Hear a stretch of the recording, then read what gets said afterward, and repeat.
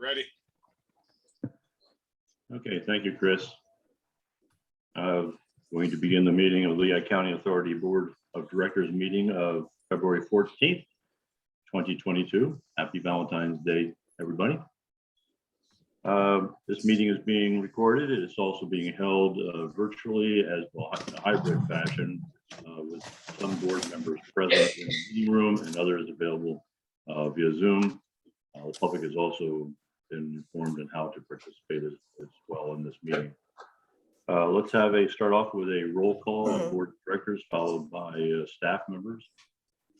Absolutely. So roll call of the board. Brian Noggle. Here.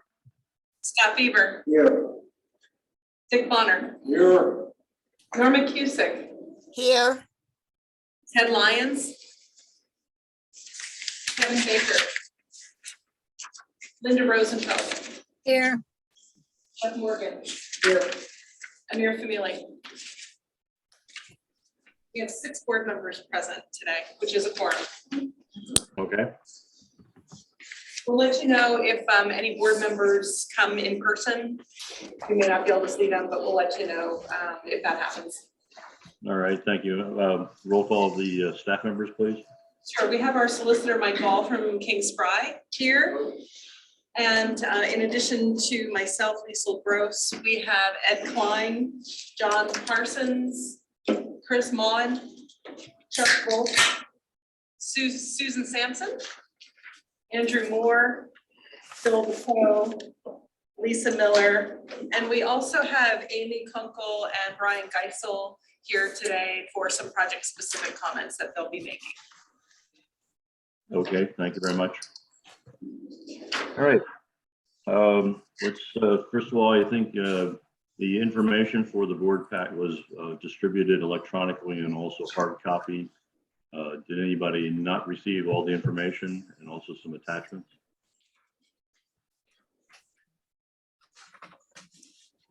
All right, let's begin with a review of the agenda and any need for executive sessions. Mr. Chairman, just so you're aware, Kevin Baker has just entered the Zoom meeting portion. So just want to make you aware of that. Okay, thank you. For the agenda, we have no changes to the agenda. There may be an executive session to discuss matters of potential litigation, and that will be at the board's discretion when we get to the item of interest on the agenda. I also just wanted to use this time to make a quick staff announcement, which is last time I think we met, I announced that Andrew Moore had accepted the position of Director of Plant Operations. And that was part of a transition related to planning for John Parsons' upcoming retirement. We have another staff announcement, which is Chris Maughan has accepted the position of Director of Service and Technology. So the plant operations side will be addressed by Andrew moving forward, and our field services, customer services, and technology will be handled by Chris moving forward. So congratulations to Chris. Congratulations. Great. Thank you. And that's it for the agenda. Everything else is as published. All right. I'd also like to congratulate Jeff and Linda for reappointment on the board of directors of Lehigh County Authority. Congratulations. Thank you. Okay, let's move on to the review of the approval of the minutes from the January 10th board meeting. I'd like to make a motion, we accept the minutes to the January 10th meeting as published. I second that. I did hear Linda. I'd heard somebody else too, though. Let's give it to Linda this time. So motion made by Dick and seconded by Linda for approval of the minutes from the January 10th meeting as written. Any questions? All in favor, say aye. Aye. Aye. Aye. Any opposed or abstained? Mr. Chairman, Yes. as we were reviewing the minutes, Amir Famili walked into the meeting, so he is present as well. We just want to make sure that his vote is recorded. Okay. But we still do not have Ted, and whom else do we not have? Just Ted. Just Ted. Okay. All right. Okay, moving on then. At this time, we move on to public comments. We open up the floor to any public who have anything to offer that is not on the agenda. We have received some comments written about the suburban water rates, and we were going to enter those comments into the public record. They are the yellow documents we received from the board package, and it's pages 6 through 11 in the digital package. Liesl, did you want to expound on those? I think the comments are relatively self-explanatory, and I did put a cover memo on to remind the board of some of the drivers for the cost increases. The comments that we received were all focused on the suburban water rates, and we expected to receive some feedback about that simply because of the size of the increase, and it's the first time we've done an increase of that size in a very long time. So I provided both the comments as well as one of my responses to one of the customers who had written a more formal letter. So if there's any questions about either the comments or my response, I'm happy to try to address those. I just, were there any other letters other than the ones that we've received, Liesl? The 3 letters that, went to the board. Were there any other comments? Those are the only letters, or 2 of them are emails, Okay. and the other one is a letter. We have received some complaints or comments by phone through our customer service staff, but none that couldn't be addressed by just verbally over the phone with our staff. So Chris or Sue, I don't know if you have anything else to report besides that.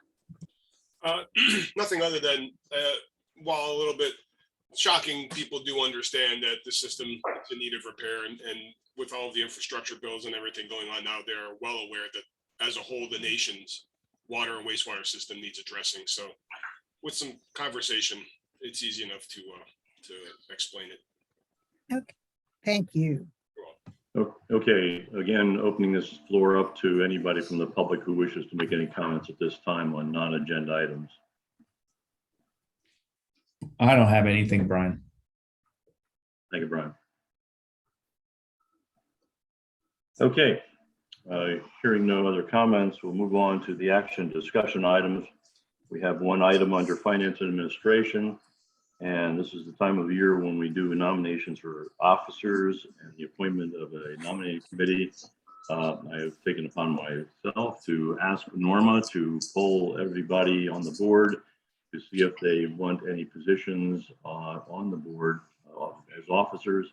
And if you are an officer, if you wish to retain that position, we'll poll that at our next meeting and then elect the officers for the ensuing year.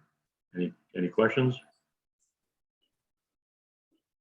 Please get back to Norma if you have any thoughts of retaining or put your name in for any positions. All right, moving on to water. We have one item. It's a salmon packet, salmon documents under our board packet, digital pages 12 through 21. It is the Suburban Division, Lehigh, Central Lehigh and North Whitehall water systems, water supply study, and the staff is seeking approval of this capital project. So for this one, I'm going to turn it over to Phil in a sec. He has some slides. I just wanted to make everyone aware that we had distributed any slides that we're going to present today. We had distributed by email in advance, and they are posted on our website. So I'm going to go ahead and screen share now, Phil. Is that okay? Let's give it a whirl.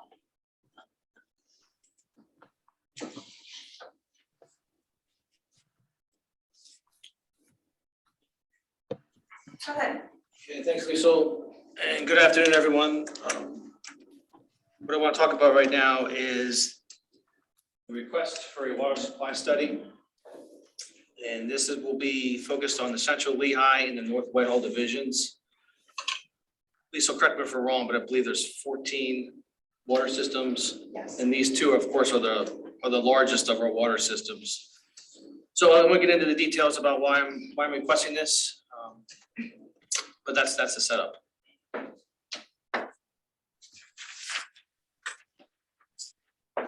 So again, the request, one of the main reasons is it's a result of our recently adopted strategic plan for the next 5 years. And under this specific priority is the system capacity and reliability priority. And if you see that number, that second bullet point, identify this as a critical need for 2022. So this is why we're talking today. We want to firm up our supply in the Central Lehigh and North Whitehall division, specifically those two first, of course, because this is where all the growth is. And on the map here, as a refresher, there now are 4 main pressure zones in Central Lehigh division. The teal blue color is known as the lower pressure zone. The green color is known as the upper pressure zone. And then the red color right above the green is known as the Applewood zone. And then the new one down towards the bottom there, that's the Kohler Tract pump station that you may remember hearing about over the past couple of years. That now has its own pressure zone as well. So that's an overview just of the system, just as a refresher. So currently, our sources of water, we have 14 active wells, 5 inactive wells, and of course we have the Allentown interconnection. So those are the 15 main sources of water currently. And of course, this study will look into the inactive wells, we'll look into potentially new supplies, but I'll get into that shortly. As a refresher for the North Whitehall division, of course, this is in North Whitehall Township. Lisa will correct me if I'm wrong again, but everything west of the turnpike is LCA's responsibility. That's correct. And again, this is a mile or 2 away from the Applewood system. So again, this is the township above Upper Macungie. Regarding sources, we have 3 inactive wells. They're inactive for a variety of reasons. The main source, which is the only source, is the interconnection with Northampton's system. So that's a major driver as to why we want to potentially get a second interconnection with that system or do something with these wells. So again, we are relying on one source right now in North Whitehall. So into the details of the request, the engineer has broken up into 7 tasks. Task 1 is related to the collection and review of prior studies. I'm not going to go in detail through every study, but this is just a flavor of about a dozen items that have occurred over the past 20, 25 years. And the items that are in bold are reflective of Gannett Fleming, who is the engineer that's under this request. So they did the master plan back in '94. And that second item that's in bold is the completion of the model about 10 years ago, which is still active today. The third item was done about 2 years ago in anticipation of a large user near I-78. And then Gannett Fleming is also currently developing the North Whitehall water model as well. And as a side note, they also possess the Northampton water model. So the second task, we're going to collect flow projection data from a variety of sources. Most notably, the approved interim 537 plan. Again, that only went through 2025. But as you know, we are working on the long-term 537 plan as we speak. And we have flow projections, preliminary flow projections through 2050. Again, no one has a crystal ball with these flow projections, but we do have items from the municipalities through 2050. Again, the upper system study that was done a couple years ago with a specific focus on the I-78 corridor is another resource that would go towards this study. So again, these are just the cover pages from the two main studies recently prepared. And task 3, we want to firm up the status of both the inactive and active wells. Sometimes operations takes wells offline, puts them back online. We want to finalize the status as of 2022 with all these wells. And again, that third bullet point is key for Gannett Fleming. They possess the water model for the suburban division. And again, they are developing the water model for the North Whitehall division. And we do have access to the suburban division water model, which I do use, but as the years go by, it gets more complicated to run the model. And Gannett is well equipped to run the model. Task 4, we're going to take information from the prior task, and of course, with DEP's water supply manual, and we want to establish our water needs, based on design recommendations, based on what we have existing right now. So that's task 4. Task 5, where the bulk of the work will be, is to look for possible alternatives. And again, what can we do with the existing wells? What can we do with the wells that are not online, that are problematic? I know Amy has looked at some of the existing wells already, which will be used for the study. Potentially develop new wells, but that's more challenging as the years go on from a regulatory standpoint. That 4th bullet point about possible interconnections, something that really needs to be looked at closely. Again, we have the one Allentown interconnection. So do we want a second one somewhere else? That's going to be looked at. And then new sources. I know in the past, the quarry has been talked about and nothing really happens there. So again, it's going to look at that just to do the due diligence. So task 6, we're going to take all the alternatives and try to create a short list,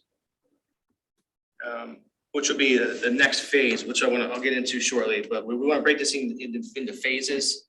So the study we're talking about right now is the first of many phases that's going to be coming down the pike.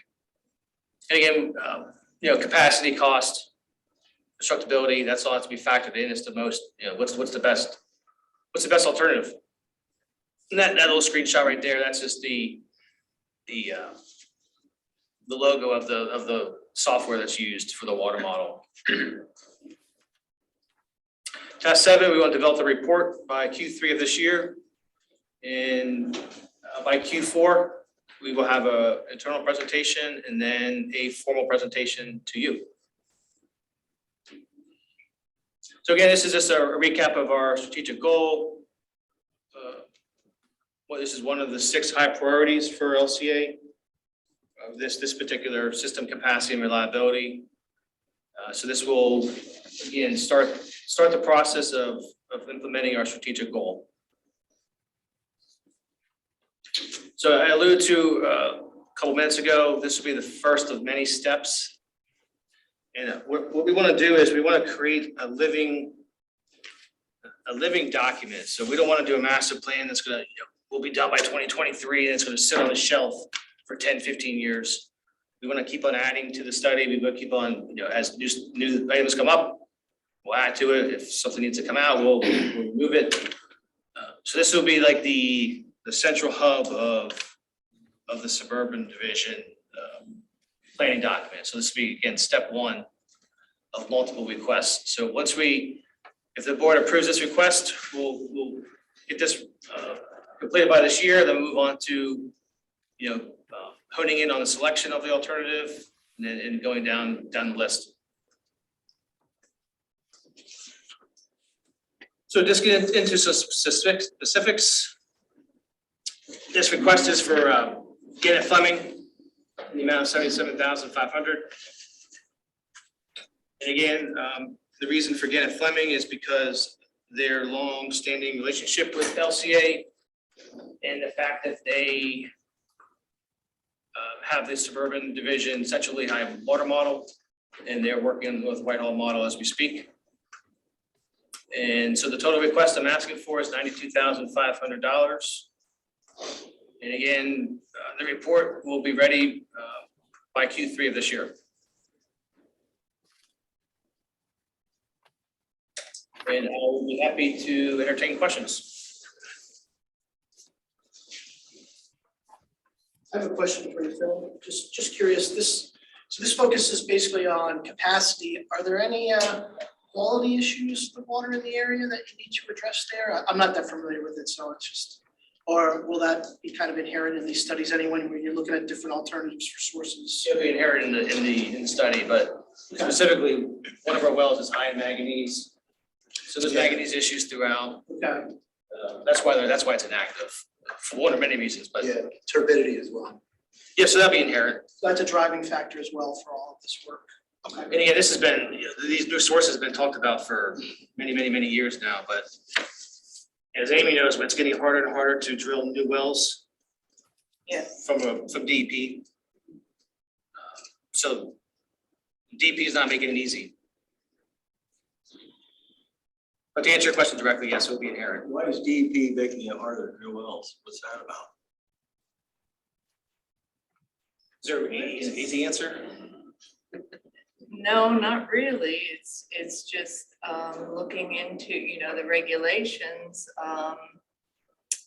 and making sure that it's sustainable for the groundwater. So you have to look into your pumping and make sure that they take it out, I think 180 days, that if it was continuously pumped for 180 days, that it would not impact the aquifer and surrounding private wells or other public wells. They go into it in depth. It's not just now going out and pumping it for 48 hours or 72 hours and saying, oh, we can get, So these are stricter requirements that they've recently implemented. yeah, much stricter, and it makes it difficult to check all the boxes, I want to say. Yeah, also the wellhead protection requirements, the radius around the well, that you can't have any development, any structure. Like we're fortunate that a lot of our wells are grandfathered in that respect, but to put a new well in, you need more and more open space. And even to get some of these wells back online, a lot of these wells were in developed areas. They were developer wells, so they're surrounded by houses and things like that. And you do have to look at that now if you want to bring them back into service. Any other questions, board members? I have a question. When REITs here recently completed a planning study backed by operational feedback, have identified the need for additional supply. Could you elaborate? How did we go about to issue that decision? Yes, I think specifically that's in reference to a potential new large user near our, if we recall seeing that, the map, we have the lower system and we have the upper system. And of course, 78 is kind of split. And of course, that's where a lot of the growth is happening along that 78 corridor. And the majority of the water is in the lower system. So that specific statement was in regards to how do we get water to the upper system.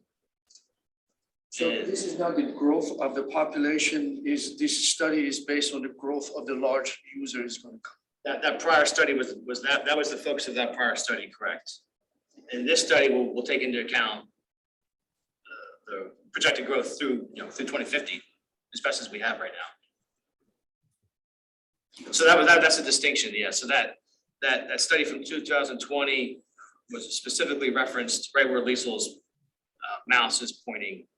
Is what happens if a new large user comes in there and they need water from the upper system, but all the water is in the lower system. How do we get it there? And that was a solution that was identified over the past couple of years. But now we want to look into the whole system as globally.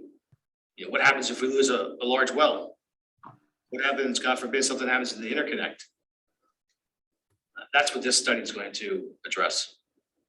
And there's a phase after that, that when we give that a study, we gotta go to the optimization and selection of which way we wanna go, right? Correct. So it's basically a 3-phase. Yes, yeah, there'll be multiple phases, right? Once we've identified the upper system solution, now we're gonna identify the global solution, and then we have to pick who we actually want to implement. Okay, thank you. Would it be reasonable to assume that they're really gonna look at the upper region north of I-78 for new wells, because that's relatively undeveloped, and that's where the need is? I know 3 of the wells that are active are in the upper system. And They're north of I-78? yes, so 3 wells are in the upper system. And I don't know, Chuck, if you know if there's been any searching for new wells in the upper system? No, not recently. Not yet. No. Are those pretty high yield wells? 2 of them are. One of them is problematic. But the majority of the inactive wells are they're all in the lower system. There's actually one just south of 78 and 100 right by Boston Beer. That's a high producer, but that's the one with high manganese. Yeah, that's inactive. It's a very high producer. It's been inactive for decades, I believe. So that's going to be re-looked at. Is it worth investing all the money into this inactive well, to get it back online? So that's what the study is going to look at. Any other board questions?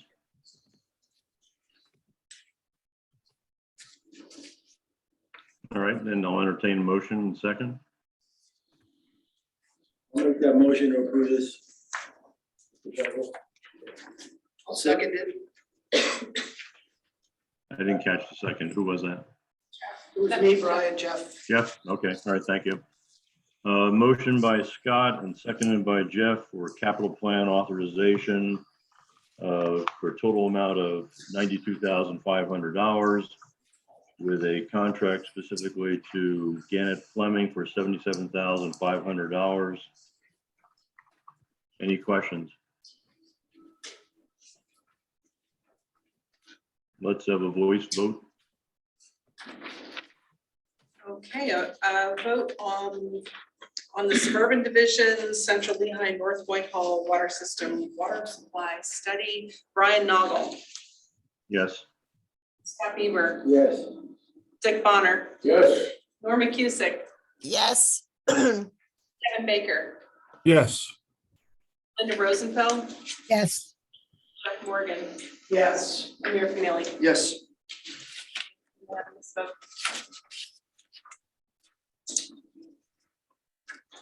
Okay, motion passed. Moving on to the next item under wastewater, suburban division, regional sewer capacity and wet weather planning, engineering and program support. It is the gray documents in our board package and it's digitally pages 22 to 28. The staff is looking for approval of this construction project as well. All right, this is another Phil project, and this is the second presentation that we have for today. Which one? Bottom right.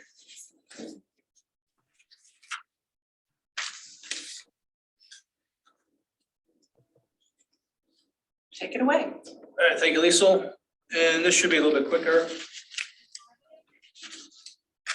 As you know, I'm not gonna go. Okay, As you know, DEP put the entire region under Act 537 planning about 2 years ago. Hi. With a deadline to submit the plan by March of 2025. And what this authorization is going to be specifically focused on is for the renewal of our program manager for this plan for this year, and I'll get into the details. So again, like the last presentation, this is part of our strategic plan, and of course, this is DEP mandated to submit to them by March of 2025. And again, this is the system capacity and reliability priority. Well, it sounds like this will be the third time I'm going to say it. This date is ingrained in my brain forever. March 2025, they are expecting the plan, which means that in order to get all the approvals through the municipalities and the public, at a minimum, it has to be ready by September of 2024. And that's not very far away. And there is a lot to do in those 32 months. And specifically to this request is that the second box there, that if you remember from the last 537 era, there's four main options for LCA to get, basically to get new allocation. And one of them was the pre-treatment plant direct discharge to the Lehigh River.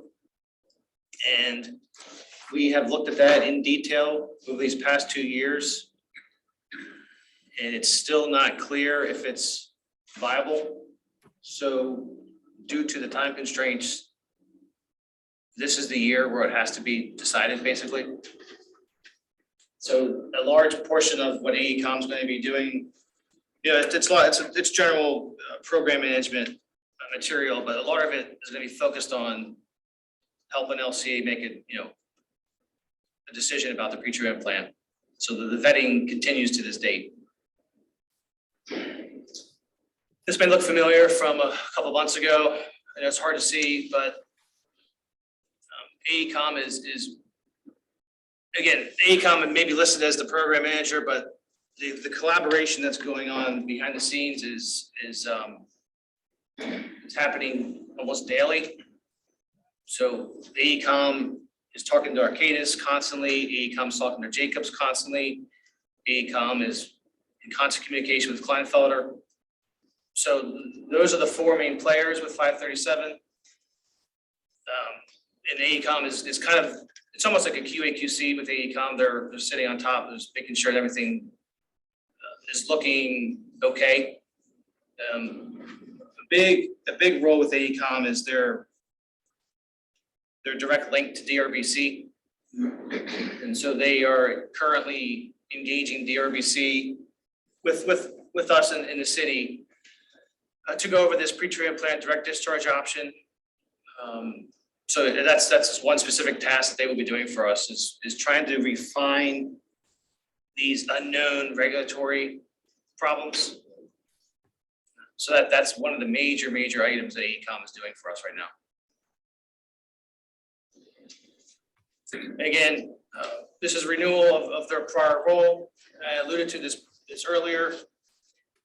They've had this role in two separate planning eras, the 2013 and 2016 era. And of course, this new era from 2019 to 2025. So, just some specifics. It's going to be general support, general coordination, attendance of meetings. They're going to help develop a schedule, formal schedule, a Microsoft project. These last two bullet points are going to be a large chunk of their time. What's being proposed has never been done before with the RBC. So there's a lot to go through with the RBC there.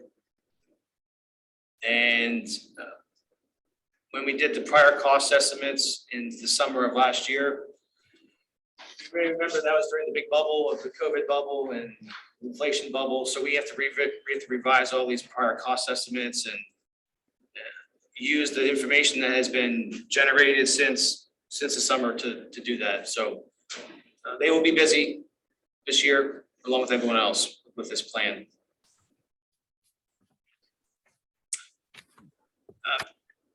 with this plan, we're gonna submit to DEP.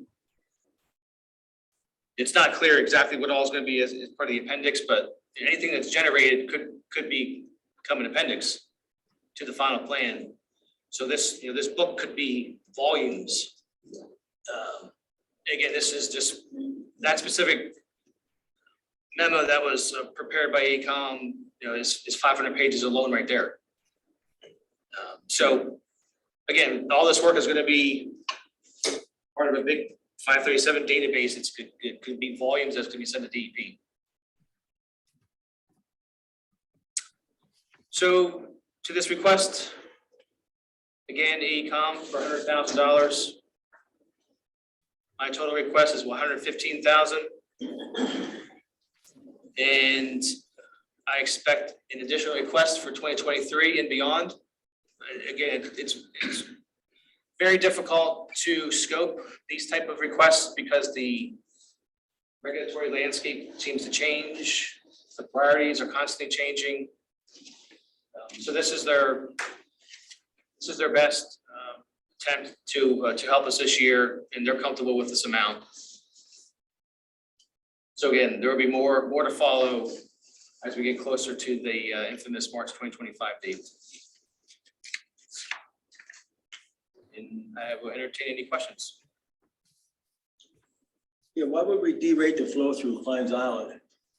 I mean, isn't it always good to keep maximum rate? So if the pre-treatment plant option is a go, and say 10 years from now, that's what's actually built. In order to make it work with DRBC, there has to be a trade. So you have to trade off flows and loads from Klein's Island, you give it to the pre-treatment plant, and that's the thing that's never been done before. That's the reference to the effluent and the nutrient trade. So that it's in their regulations. They have zero guidance on how to do it. So we're basically helping them create the guidance document. That's one hurdle of many for the retreatment plan option, right? Say somehow DRBC says, yes, this looks okay, but then we have to go through all the internal, the city has to bless it. So the time is running out on retreatment plan option. I just want to confirm the main driver of this whole analysis of pre-treatment plant going to full treatment is to free up conveyance capacity. Allocation, both, yeah. Because we can get treatment allocation either through the pre-treatment plant or upgrading Klein's Island. We can get allocation at Klein's Island if it's expanded, but that's a big if, yes. The big advantage of this is to get conveyance. Correct. Conveyance. Right, so that would free up conveyance, but then on the flip side, it's not gonna be cheap to build a 13-mile force main. Yeah. So yeah, this is just ongoing work that needs to be done to meet this deadline. You have a cost estimate before. I think you presented a potential cost if this is the approach is taken. Do you remember that cost? Yeah, I mean, from the last summer, roughly 400 million versus, less than that. So if we assume that, okay, 400 million is the number, is that financially, put the technology aside, right? And there are a lot of regulatory, whether it's a financial aspect to, is it financially a good investment?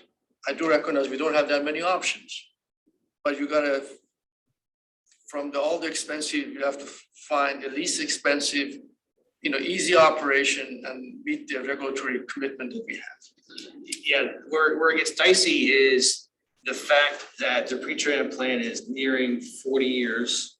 Well, I guess they're 30 years. 30 plus, yeah. So there's going to be investment in the pre-treatment plant no matter what. So does it make sense while we're investing money in the pre-treatment plant to go ahead and do a full upgrade there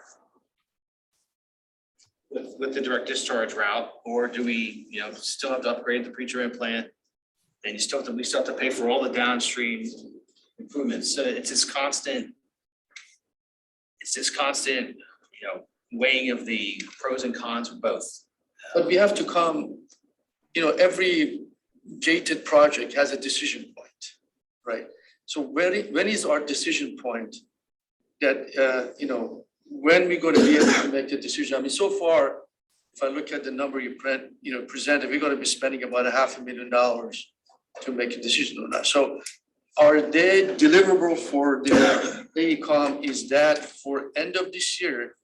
That's one of the milestones. They come and say, yes, this way, or just that way, or we're gonna continue spending money without any decisions. In order to meet that deadline, the decision has to be this year. So what is their deliverable for end of the year? What do you have to deliver to us I mean, what I did not see in the presentation is what is AECom deliverable by end of the year? That this is the money that they're getting to managing project, they have to have a deliverable set up for that money, right? Right, so they have that deliverable from last October, which will be refined. And if you also remember, 2 years ago, the board authorized the cost revenue benefit tool. Yes, I remember. Yes, so that's all part of this behind the scenes I didn't get into with this presentation. That's gonna be crucial in the decision about this option. You know, if we're still working on that, the tool is developed and we're still running scenarios, but if the scenarios come back as, this option is not gonna fly, then so to answer your question about when is the decision made, that's something I'm struggling with. Phil, It has to be made this year, though. If I could just jump in, I think we're maybe getting ahead of ourselves a little bit because that's the whole point of the 537 plan. We're gonna have like 6 or 7 alternatives. Right. And they're gonna see if they're regulatory, feasible through a regulatory option, technically feasible, and come up with a cost. Basic, I'm being real high level here. So we're gonna have that for the pretreatment plan option. That's what this is gonna give us, but you still have to go through all of the other potential options, put them on a sheet of paper, and then make the decision you're looking for. Okay, what's the recommendation of the Act 537 plan? So I don't see that happening till 2024 until we have all those other pieces in place. I think my concern, Jeff, is that, so you have all these potential options currently you're running, but you can't be running all of them for next 4 years. There are some of them you have to bring it to the point that spending money beyond that, it really will not give you many more data, right? So I'm trying to find out when is that endpoint for the pre-treatment plan for the amount of money they're giving, and what is AECom has to deliver to us by end of this year. Right. The other challenging point, though, is that it has to be included in the Act 537 plan. So, in the private sector, you could say, hey, this is dead, we're not doing it. But in the Act 537 plan, you have to carry it out to a certain level and include it in the explanation why you didn't, either study it further. So there's, I guess, a little bit more to it, a little bit more work required, and so you can. Yeah, you're exactly right. All this work we're doing is gonna be in the 537 plan. It's just a matter of when, like Jeff said, it's gonna be in the plan, and it's gonna be an option. And then when you get to the recommendations of selected alternative, that's when you actually select the alternative. So if all this work that we're doing for the pre-treatment plan will be included, and if by the end of this year, if we say no, it's not, it can't happen, that could be a decision. But it'll still be in the plan as an option that can't be selected. Can you do me a favor, and to me or to the board, write 3 key deliverables that AECom has to deliver for the amount of money we're giving to them by end of the year? A tangible, right? I mean, participating in the meeting and collecting data, writing the minutes, those are activities. I'm looking for the, hard deliverable, what they have to deliver for the amount of money we're giving to them. Yeah, I will have a follow-up next meeting for you. Okay, thank you. Lisa, do you want to add anything more to that? And just that I think the decision is so multifaceted, it may not be a single thing, it might be a mixture of things and a matrix kind of decision making. So, but I think the key things that we're looking at is the regulatory and the cost and the political, because all 3 of those fit into the decision of whether the pre-treatment plant option is viable. If one of those 3 is not viable, the whole option is not viable. Yeah, so we still haven't found that item where it's going to say, no, we cannot do it. Yeah. That's where we're trying to, find, to be honest. And I just want to make one more point for the record too, is Another aspect is constructability regarding, or can we actually build it from an environmental standpoint? And that's something that I'm struggling with. You have to do discharge pipe all the way to the Lehigh River. That's, That, and then I'm even thinking about the alternative option is paralleling interceptors from up here all the way down. I'm struggling with that aspect. Yeah, I would think that you would want to know where that land is going to go through, because while the authority does have condemnation powers, there's other things that trump even the authority. So you'd have to know what that land is that you want to go through, make sure it can change. Basically, it can't go through certain areas. Right, yeah, and as part of their prior deliverable, they had identified 3 different routes, and then, of course, for their estimates from last summer, they picked one of the routes. So we do have options for the routes, but So one thing that, and this is kind of following mirrors too, regardless of this pretreatment, I know that's kind of the focus of this this continued engagement here, but the LCA needs to have someone who's doing the 537 plan. And they're continuing on. It's like a continuing engagement for the 537 plan, in general. So you can't not go with this person or something, or there have to be someone else identified to do that role. right, yep, and then not maybe a little sidetrack, but the next board meeting, I will be requesting authorization to actually start the writing of the physical plan, so that's coming next. But yeah, you're right, someone has to do this, or we're not gonna meet the deadline. Well, this person, if I understand it correctly, is different are they different than the overall 537 plan, Act 537 planner? Because this is payable out of the suburban system, Correct. which is different than for the whole region. Right, yeah, this is an LCA focus for suburban. Correct. It gets complicated, but yes, this one's a suburban focus as it relates to pre-treatment plant mostly.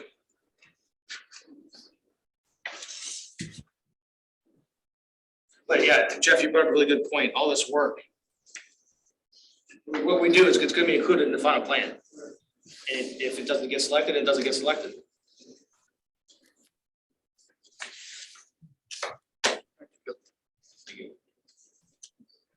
Okay, we went back to this flow diagrams. There's somebody want to talk about that, or is there something you want to reference?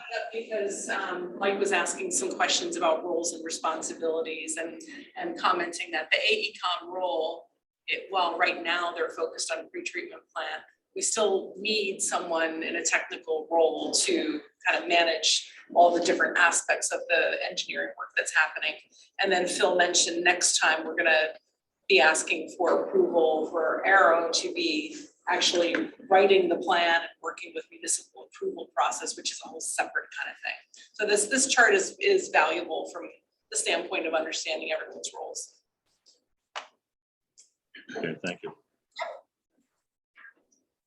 Any other board questions?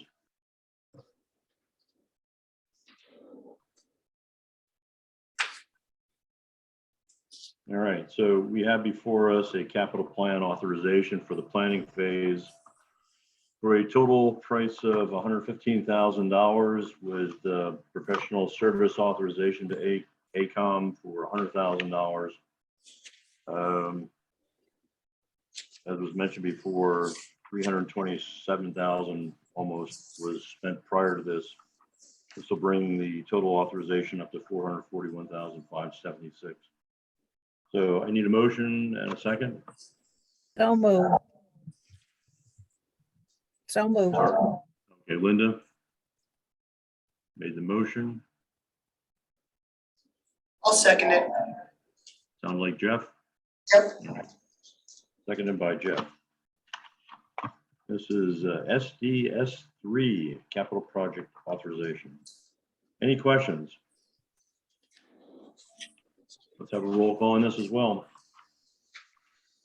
Okay, this is a vote in favor of the AECom authorization for the 537 work. Brian Noggle, Yes. Scott Beaver, Yes.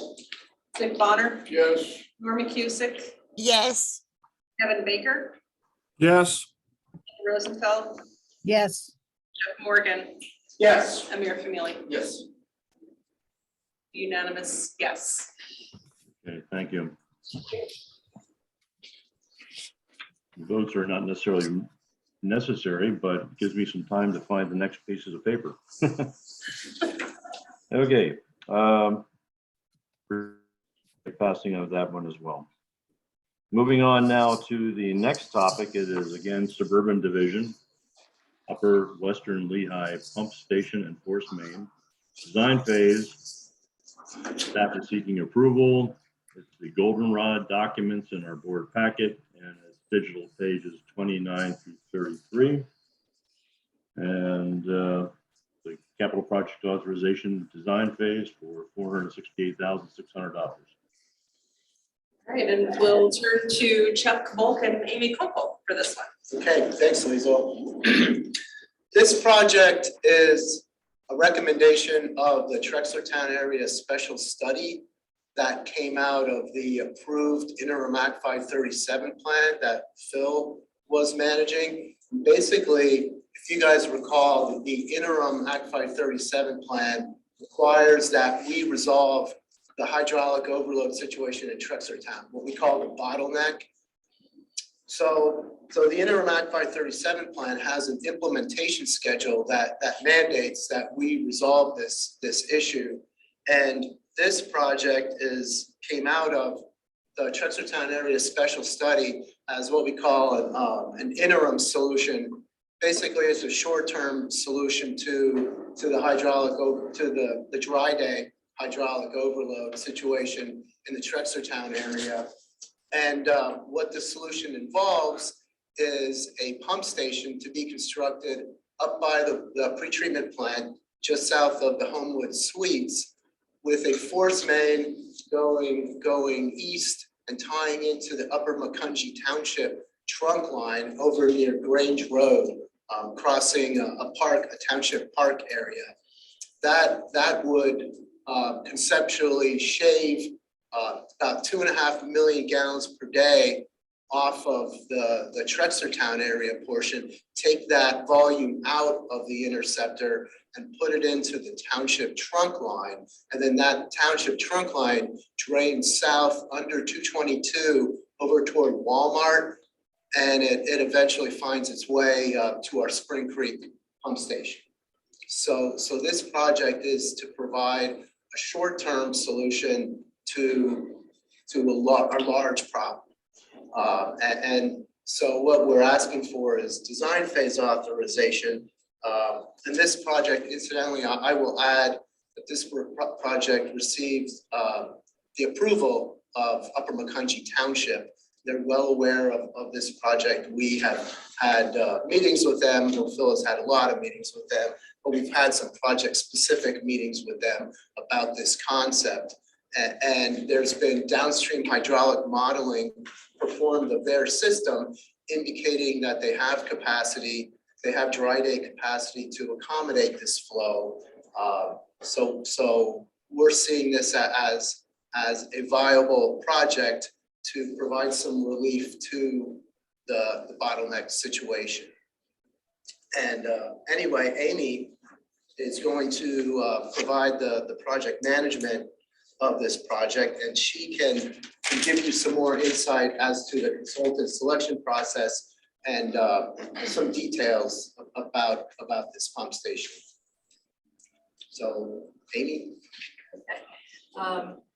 So we're looking at a 2.5 million gallon per day pump station, like Chuck said, over taking sewage just downstream of the pretreatment plant, and then pumping it by force main, 1.5 mile force main. We have, a location for the pump station already determined, and also the force main layout has been predetermined. with the exception of some minor deviation. Some of it actually uses the route of the Iron Run force main, which was something that was designed 10 years ago but never constructed. But we do have some of the easements for that already. So we put out a request for proposal to 3 engineering firms that we felt all 3 were well qualified to do the design work for this. We put that out right after the holiday, I think the 3rd of January, to get prices in at the end of the month. We did have quite a few questions and clarifications and comments from the engineers. We responded to all of them to help refine the scope that we were looking for. They submitted proposals. NTech Engineering was submitted the proposal with a cost of $248,600. They were low bid. We felt that their proposal was good. They understood the project. We did have discussions with them to review it and to make sure that our expectations were being met. So that's who we are recommending that we go with. We're asking for approval for them for the $248,600, but a total capital project authorization of $468,600. The reason it's quite a bit more is we do need to get some additional easements. We figured there'll be a cost associated with that. We will need an easement from Upper Macungie Township, but they're well aware of this and we don't feel that that will be an issue getting an easement from them. We do need one additional private easement and we will need easements for temporary construction. So that's where the cost for the easements is coming from. So here's a layout on the screen that you'll see. In green, it's kind of hard to see with respect to the green background, but there's the proposed force main alignment. The force main starts over by the pretreatment plant just south of the Homewood Suites, where we presently have an easement from the property owner there from Jandal reserved for this pump station site because it was conceived as a possible alternative years ago. So we have an easement there already. So what the pump station would do is it would pick up effluent, treated effluent from the pretreatment plant, pick it up before it goes down into the interceptor, and then pump it through the proposed alignment there, which parallels 222, and then crosses the park area and ties into a manhole over near Grange Road. So that's the concept, and as Amy said, we'd have to acquire some easements, not too many, because many were acquired years ago when the concept of the Iron Run pump station was talked about and was designed, but that project was abandoned for various reasons. So we do have most of the easements, but we would have to procure temporary construction easements. Hey Chuck, this is Brian. Yes. Just wanted to make sure I wasn't on mute. PennDOT right-of-ways, that seems, I mean, it's difficult to know what that might be, but has that been explored to make sure you're not infringing upon the right-of-way for PennDOT along the bypass? Yes, we want to stay out of their right of way. We want to stay on the township property where possible, and then on private property where we need to. Yeah, we did look at that, and I don't think we have any PennDOT HOPs that we would have to require. Well, we do have one for Roopsville Road, but that's, I don't know if you can see it, it's actually comes down to a cul-de-sac now. I guess at one point it went through, but that's a state road. But it's a pretty standard type crossing there. Yeah, thanks. I forgot that was a state road. I think you're also going through the dog park of the township there too, based on what you're looking at there. The real question I had was with regard to the property that we transferred between Jandal and ourselves. That's just to the right, and that area, well, to the right of that area right there, and you're going right through the middle of the area that we kind of designated for possible future expansion of the pretreatment plant. Is there any thought behind that of why you're cutting right through the middle at this point, if we're going to possibly expand the pretreatment plant? Yeah, I can address that one, Brian. I believe the way we showed that, and that's very preliminary, the way we showed that we're running parallel with and abutting the PPL right of way. There's a 150-foot wide high tension power line right away running pretty much through the middle of our property there. So we want to parallel that or run within it if we would be allowed to. There's a lot of requirements that they have with respect to occupying their right of way and or crossing their right of way. So we want to minimize the disturbance with respect to what we could do on that property and hug their right of way as much as possible. To just expand on that, with the right of way is pretty much just a little bit south of where this green line is shown. And we would not be able to construct tanks or other facility structures there. So that's why a pipeline makes sense for that. Yeah. So, I mean, we may shift that down a little bit just so we're like hugging their right of way to minimize disturbance. But really that piece of property, like the top third is the most usable because on the bottom 2/3, you have the PPL right of way, and you also have some PennDOT. PennDOT has some stormwater easements down there too. And Brian, this is Phil, just to answer your question regarding Jacobs in their 537 work. Of course, they laid out 3 different options for the pre-treatment plant upgrade. And so they are aware of this project, of course, and that's all being looked at regarding Jacobs. Okay, just want to make sure. Chuck, it looks like you're actually gonna run along the edge of the park too to minimize disturbance there. Yeah, and that'll be coordinated with the township, Yeah, because they have to give that their blessing. So we'll want to minimize that. And so for that area, we sort of want to hug the PennDOT right of way and just to stay just outside of it. And just administratively, the DEP is only requiring Upper Macungie and Lower Macungie to sign off on this. And I am starting that process at the end of this month. So if all goes well, we should have the special study ready to submit to DEP by the summer. And then it's up to them to turn it around and approve it. Right, and this project can't be approved. That's a precursor to this project being approved. Right, so, yeah, so it's, again, this project is DEP mandated is to come up with a solution.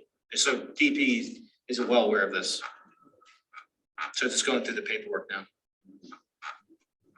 So my question is, it says they're gonna put a flow sensor in the township line, to avoid overflows. Would that sensor, I guess, be set at what they think will be the 5-year storm? Because it says here that no overflows in Upper Macungie Interceptor up to 5-year storm. In other words, does that mean that they're expecting that this should not cause any overflows in the Upper Macungie sewer system up to a 5-year storm? And then the idea would be that if everything is correct, that at about the 5-year storm, that's probably when the sensor would kick in. But right now, we're not totally sure, like exactly all the control points that we're going to use to operate the station. It's going to operate such that it won't overload their system in a wet weather situation. So we're thinking it would be level detection equipment, wireless communication level detection equipment in one or more key manholes. And when the level starts to come up in that manhole, that shuts your pump station down. And that would be in a storm situation. Yeah, is that level sort of set at what you think the 5-year storm might produce? It could be. Yeah, Arcadis. I mean, you mentioned 5-year, you know, a 5-year, no overflows in the interceptor up to a 5-year storm. Yeah, we'll work with the existing sewer model to hone that down to our design. Okay, any other questions by the board? Hey, Brian, I got one question. Just really a comment, I guess, on the range of bids for the 3 consultants that bid the project. Seems quite wide. I mean, I'm guessing this is mainly man hours, engineering office hours. So I was just wondering if there was any particular comments about NTech engineering as regards the other 2. We did look at that, and yeah, it is more a man-hour thing. There were less hours in their proposal. We did have a meeting with them, with NTech, and expressed our concerns, and asked them to speak now or forever hold your peace type of thing to evaluate their proposal, look at it again, and make sure that they didn't miss anything or anything was omitted, and that they are confident that they can give us our design product with what they proposed. And they took a day or two and went back and reviewed it and came back and said that they were comfortable with what they've submitted. We've done other projects with them, so we do have some confidence in their abilities. And also because we have done other projects with them, we know they know what to expect from us. They know what we are expecting, I should say, of them. So so we were comfortable in awarding it to them for this price. Okay, that's great. Thank you. Okay, other board comments, questions? All right, then before us, we have a capital project authorization for the design phase of the Suburban Division Upper Western Lehigh Pump Station in Forest, Maine, for a total project cost of $468,600 with a professional services authorization to NTech of $248,600. Any questions? I need a motion and a second. I'll make the motion, Brian. All right. Second. And second? Second. Yes, I understand. I understood your second. I didn't the catch the thing. first, though. Who was it? That was a mirror. Still don't get it. It was me, Brian. Is that a mirror? Okay. Sorry. Must be the distance that I'm away from you guys. All right, so we have a motion and a second. I'll do a roll call on this as well. Thank you.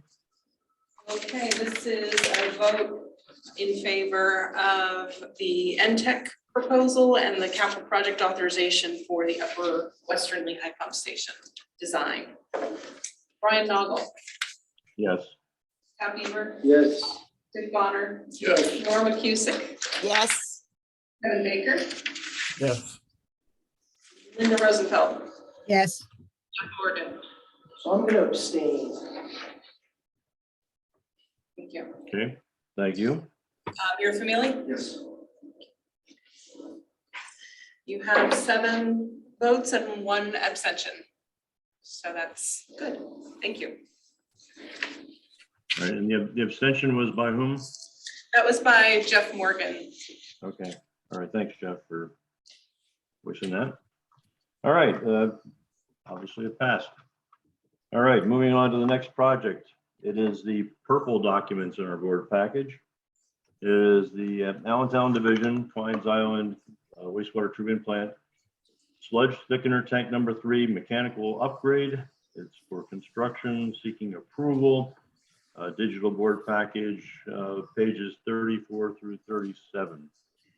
All right, this is another Chuck Volk special, and I have some photos to share. That presentation was sent out to the board earlier today. Can you put those up now, Chuck? Yes, please. Sure.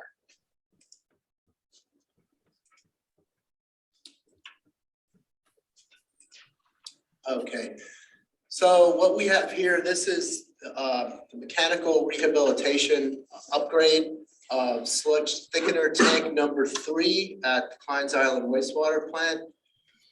Sludge thickener tank number 3 receives sludge from the intermediate settling tanks and also the final settling tanks. It's one of 3 sludge thickener tanks at Kleins Island. The other 2 tanks were last rehabilitated in 1997. This tank was last rehabilitated in the 1980s.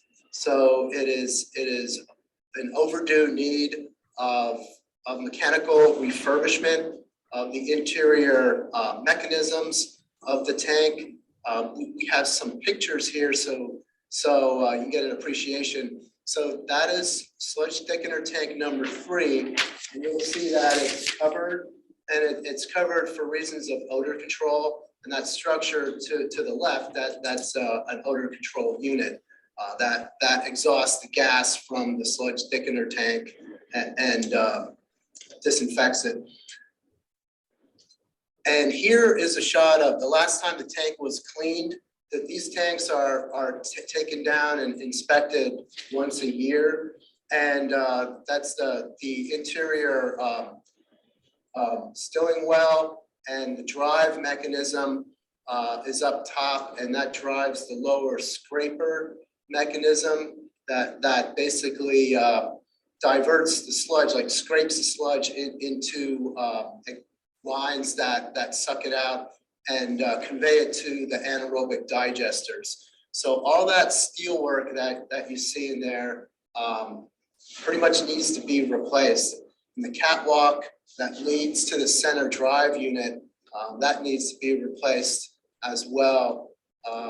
This project is indicated in the master plan for the facility as a near-term 0 to 5 year project. So it does have a high level of urgency associated with it, that we do this interior refurbishment.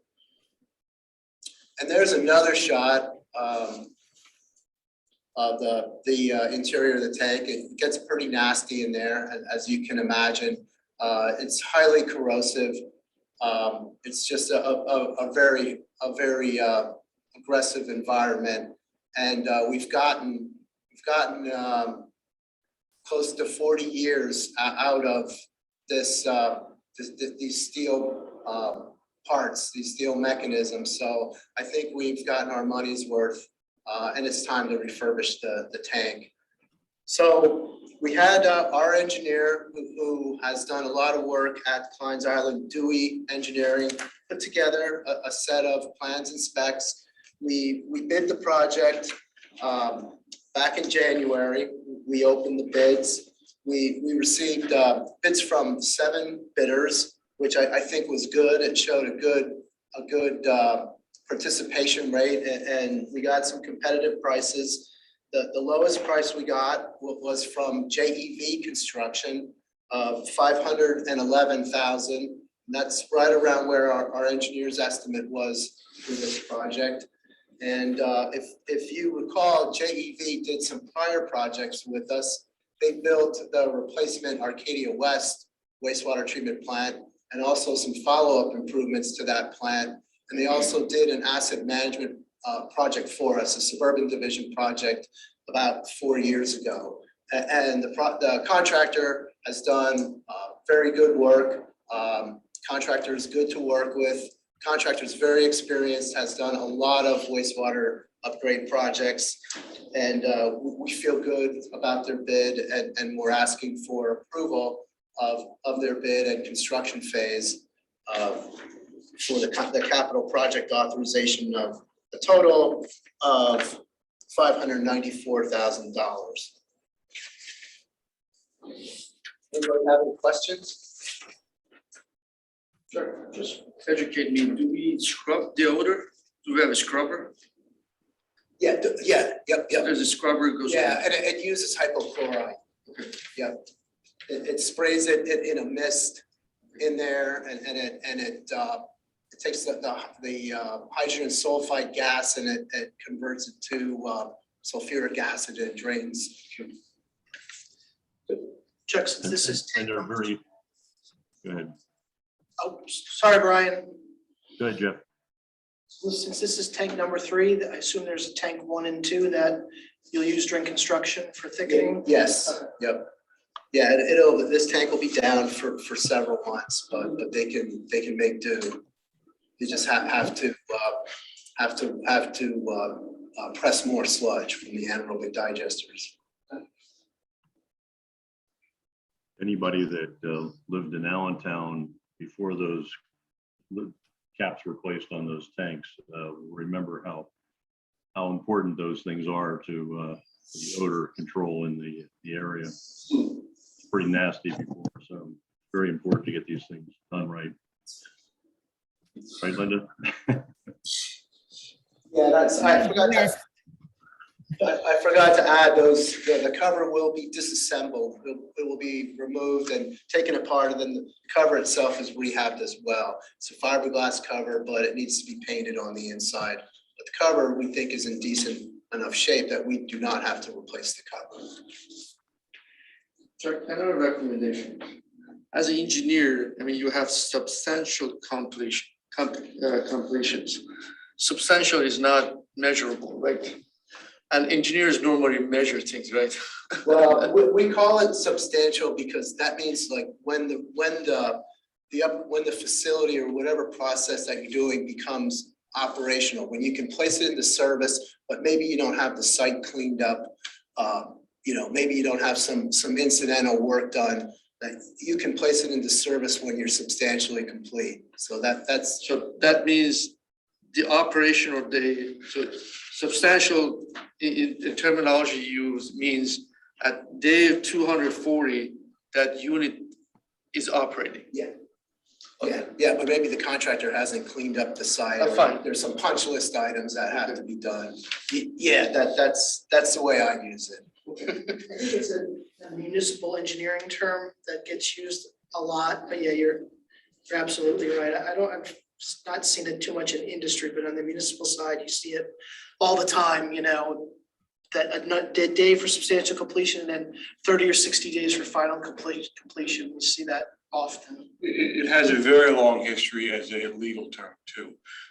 Generally speaking, once something hits substantial completion, there's certain rules that kick in as to whether or not you can terminate the contract for non-performance. Generally speaking, after substantial completion, you're only entitled to monetary damages as opposed to terminating the contract. So substantial completion has a very long history of being used in contracts. You'll also see it in connection with insurance matters and retainage calculations and stuff like that. So it is a term of art that is used in connection with construction field. So basically, this is a legal definition which is contaminated engineering. Well, that might be a pejorative sense there. But, you'll see that term used in almost every construction contract. Yeah, I mean, I see how that could lead to some confusion, like a bridge. You build a bridge. What's a bridge? Do you wait for the bridge to be substantially complete or finally? It's still got 2 feet before it Okay. Any other questions from the board? Any other questions? All right, we have before us a project number ADSA, and it's for a capital project authorization this time of $594,000, of which $511,000 goes to JEV Construction for general construction contract, and a professional services authorization to Dewey Engineering for construction administration and engineering support.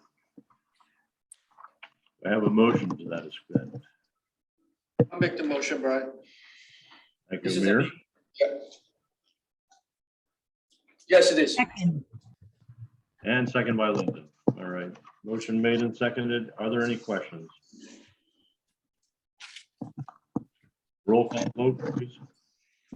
Sure thing. This is a roll call vote for the Kleins Island wastewater treatment plant thickener tank number 3 mechanical upgrade construction phase. Brian Noggle, Yes. Pat Beaver, Yes. Dick Bonner, Yes. Norma Cusick, yes. Kevin Baker, Yes. Sandy Rosenfeld, Yes. Jim Morgan, Yes. Amir Famili. Yes. Thank you. That's 8 in favor. All right, thank you, everybody. Good presentation as well. That was pretty straightforward. Moving on to monthly project updates, information items. It's a February report was attached and in a new format. Yes. So I have a couple of comments to make about the new format and some things to look forward to in the future. So we took some time over the past month to work on the format, and some of it was to make it a little easier internally for us to keep this up to date, but also to make it a little easier to navigate and see what's coming up next, and also what the updates are versus the project list of things that we're just watching or working on, ongoing projects. So I hope the format is helpful to you all. It's broken out into 3 sections: upcoming agenda items, project updates, and then what we're calling the open project list, which are items that don't have any current updates, but we're still watching.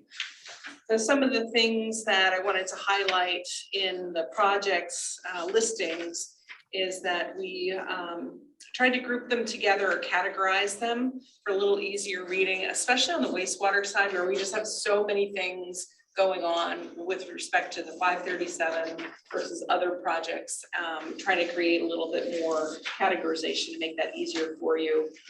We added the project phase to the report, so it's a little easier to be reminded of where each project is in terms of design phase or construction, et cetera, and what division they're designated from. Coming up next month, we're going to clean the format up a little bit and also add a staff responsibility notation, so we know, if it's Chuck or Amy or Phil or whoever, give you that on the report as well. So if you have any feedback for us on the report format itself over the next, couple 2-3 weeks, please get that to me directly, and we'll work on that. So the one thing also I wanted to mention is that we removed from this report the investment activity and development activity. And instead, Ed is going to include those in his monthly financial report, because those kind of fall a little differently than a project. So we're not ignoring that item, we're just moving it to a different report format. So in terms of the next upcoming meeting, I'm just going to focus on that portion of the report. That's part 1, upcoming agenda items. We have a pretty heavy agenda again for the next meeting, mostly on the finance side, where we have our 2020 audit to review and financial statements. Our auditors will be joining us probably by Zoom at our next meeting. And then we will do the December 2021 financial report at the next meeting. We have our board of directors election of officers and our monthly operations report next time as well. And then you already kind of got the preview for this, but Phil will be back at the next meeting asking for approval for Arrow on the 537 plan preparation and municipal outreach piece of that project. All shown in part 1, and then part 2 are the information items. These are showing only those items that have been updated since the last report that you received. You can see there's quite a few updates there. And then part 3 is the open project list, where there's no updates. For that, I'm just listing the project name and some key data points for those. Okay, so how do you define project closeout? Chuck, how do you define project closeout? It's much different than substantial completion. Project closeout is when you do a final inspection, the contractor has addressed all the punch list items, and you receive closeout documents from the contractor. There's an affidavit that the contractor has paid all his subcontractors. There's a release of liens. There's also a DEP post-construction inspection that's required as part of contract closeout. So there's legal paperwork, and then the final release of retainage, the final payment to the contractor, that has to be following us getting all the legal documents. And then we're ready to close the project out. Okay, thank you. So what we'll probably see on here is, for example, the water main replacement program cycle 5 is shown as in project closeout, and the update here is talking about when we'll get a final payment out to the contractor. So at the next report that you receive, that project will likely not appear in the report at all because it's been completed. So the project is construction complete, they're running to show that it is in sustainable operations, and then you go through the closeout. Okay, so thank you. And there's a warranty period Sure. then after that. That's great. Thank you. So again, I invite any comments on the report format. It's going to change again a little bit next time as we clean up a couple items and add staff responsibility. But happy to make any other adjustments that you might request. I think it's a good improvement, so thank you for working on this. Okay, any more questions on any of the projects?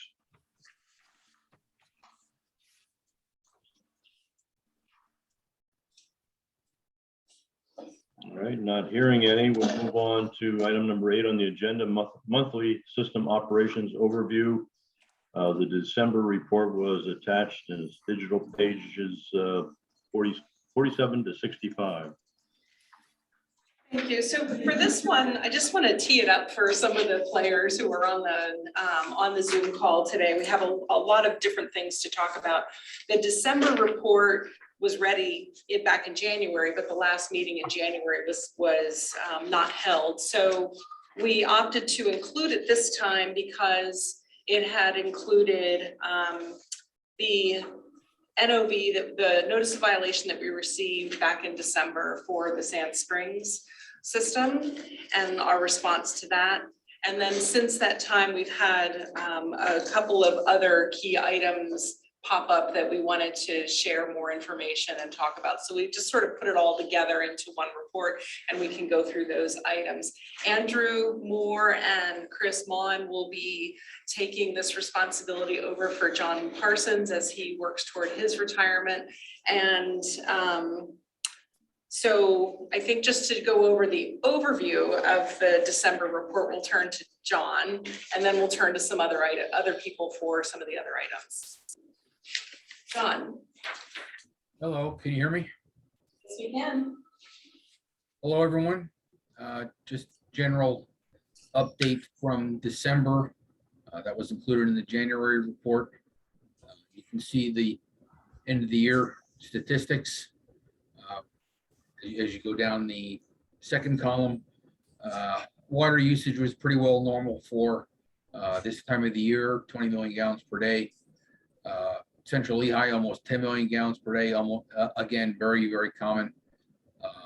Fines Island wastewater treatment plant treated 27.65 MGD. 4.25 million gallons per day came from the pre-treatment plant. Moving down, a little over an inch of precipitation, and you can see our 2021 total of 45 inches. So we had a wet year, but not nearly like 2019 was if you look to the right. Compliance reports completed at 17. 3 SSOs or bypasses that we'll touch on in a minute. Main breaks, 3 total for the month.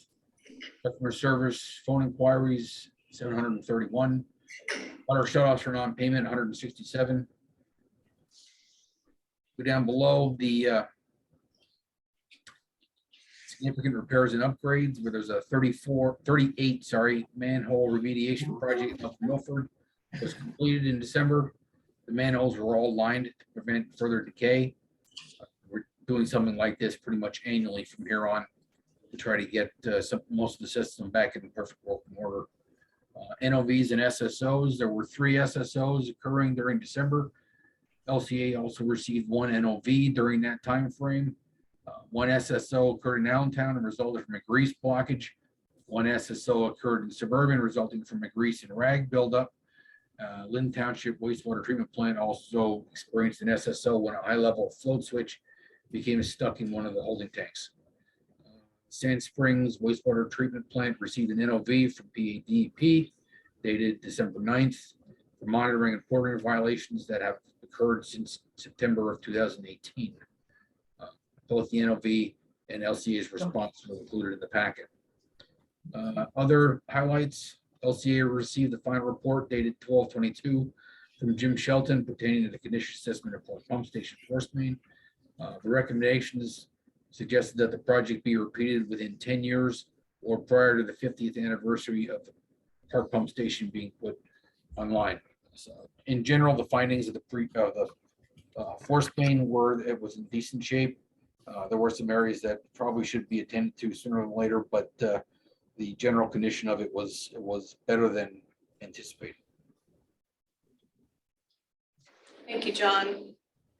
Unless there's any questions on the overview from John, we'll move into the special topics. I have a question, Lisa. Go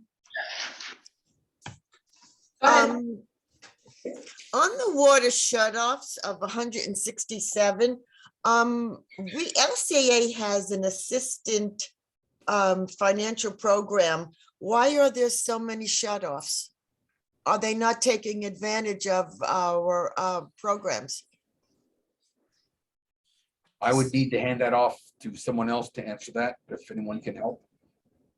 Chris, do you want to tackle that one? I will. Thank you. Thank you, Norma.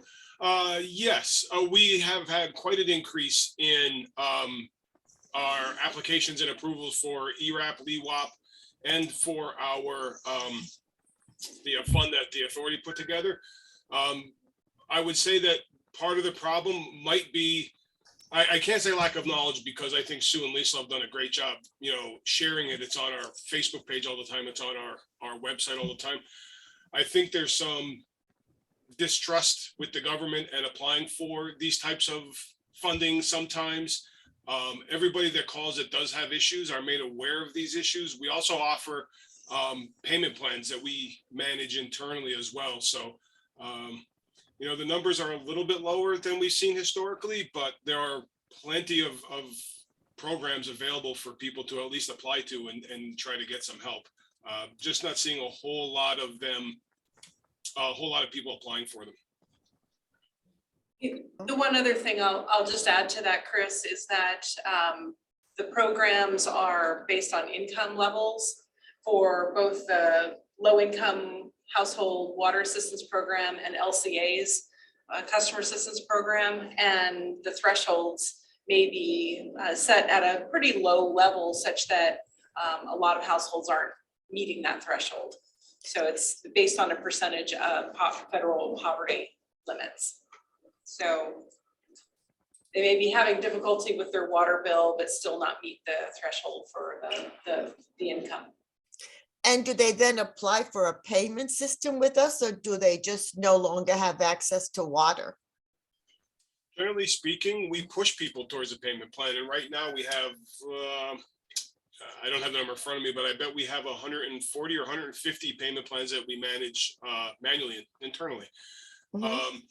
What generally happens is they will get turned off and they have to call us back to pay a restoration fee and get their water turned back on.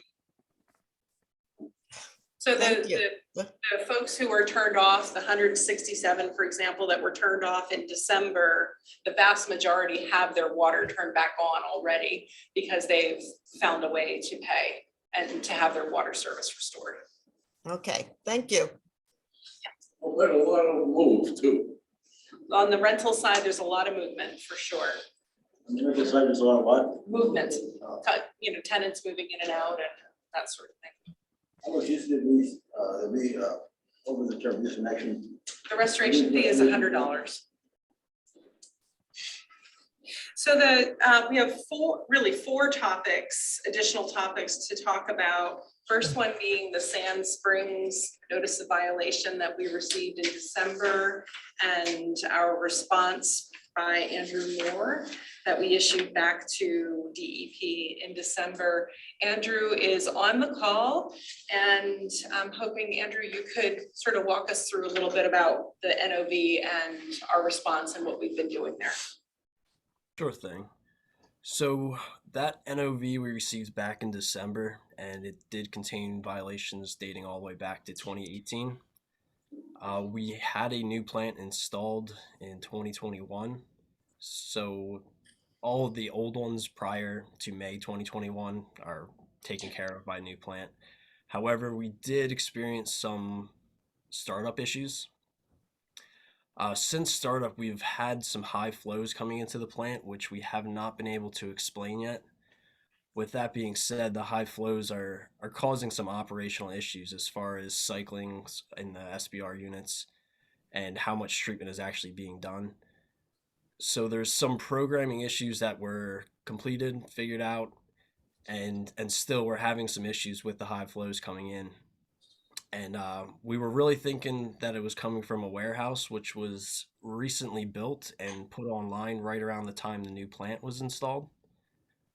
We had some issues getting parts for a flow meter there, and we finally got that back in December, which was a little bit after our response for the NOV.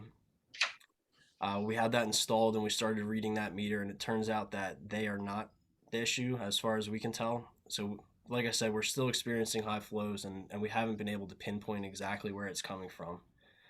We have been working pretty diligently on it, and that's both sides of trying to find the high flows as well as trying to fine tune the programming in order to make the system work as it's supposed to. So as of right now, we're still running into some difficulties, but we're on the right track, and we're hoping to have some improvement in the very near future. Thank you, Andrew. Is this project on a closeout phase or is completely closed? It's closed. It's completely Yeah, it's closed. in warranty period. If they whoever was the contractor has the obligation to come and fix the problem, correct? Yes, if it's a warranty issue, we have to see if the problem is operational related or a defect on the part of what the contractor was responsible for. Some of the violations, we had some programming issues there.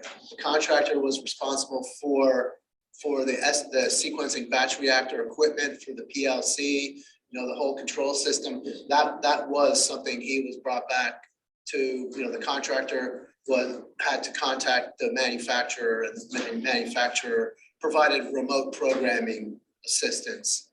There were some programming glitches that was aggravating the situation. So that was a warranty issue on the contractor and not something that we created.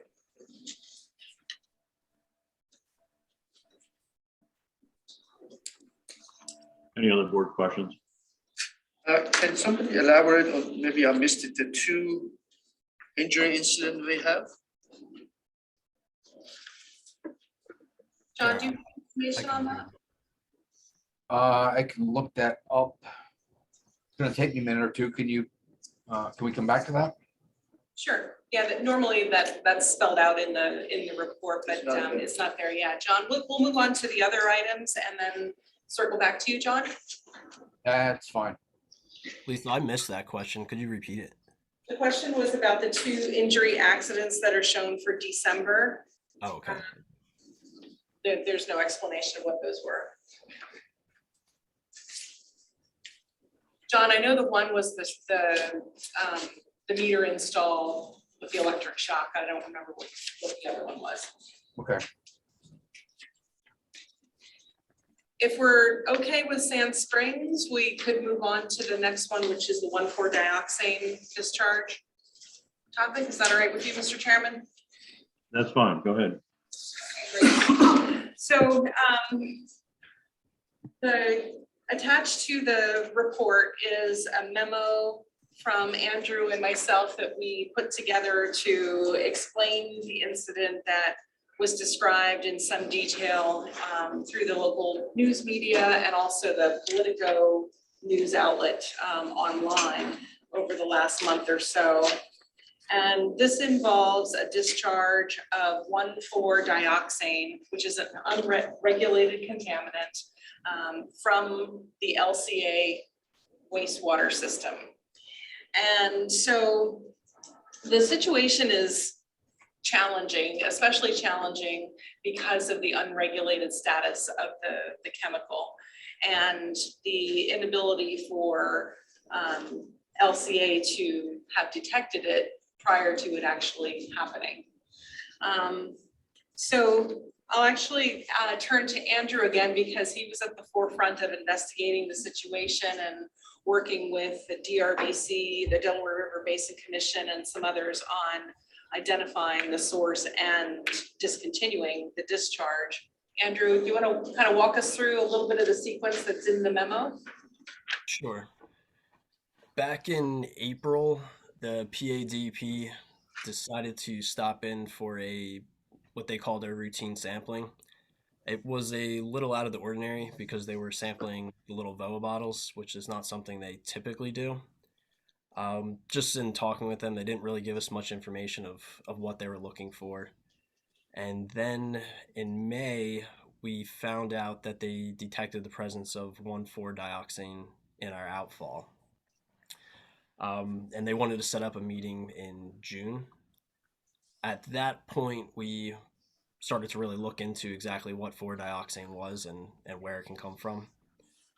And we found out some of the types of industries that sort of discharge it and where it could possibly be coming from.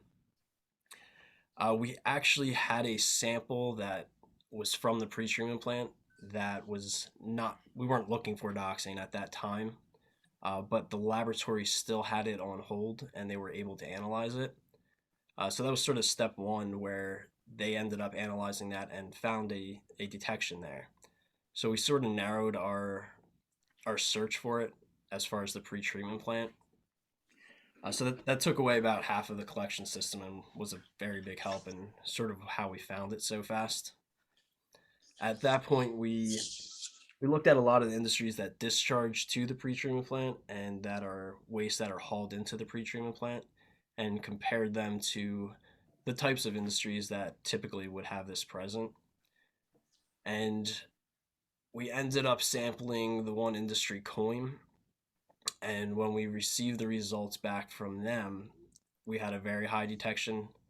So when we received the results, we immediately cut them off.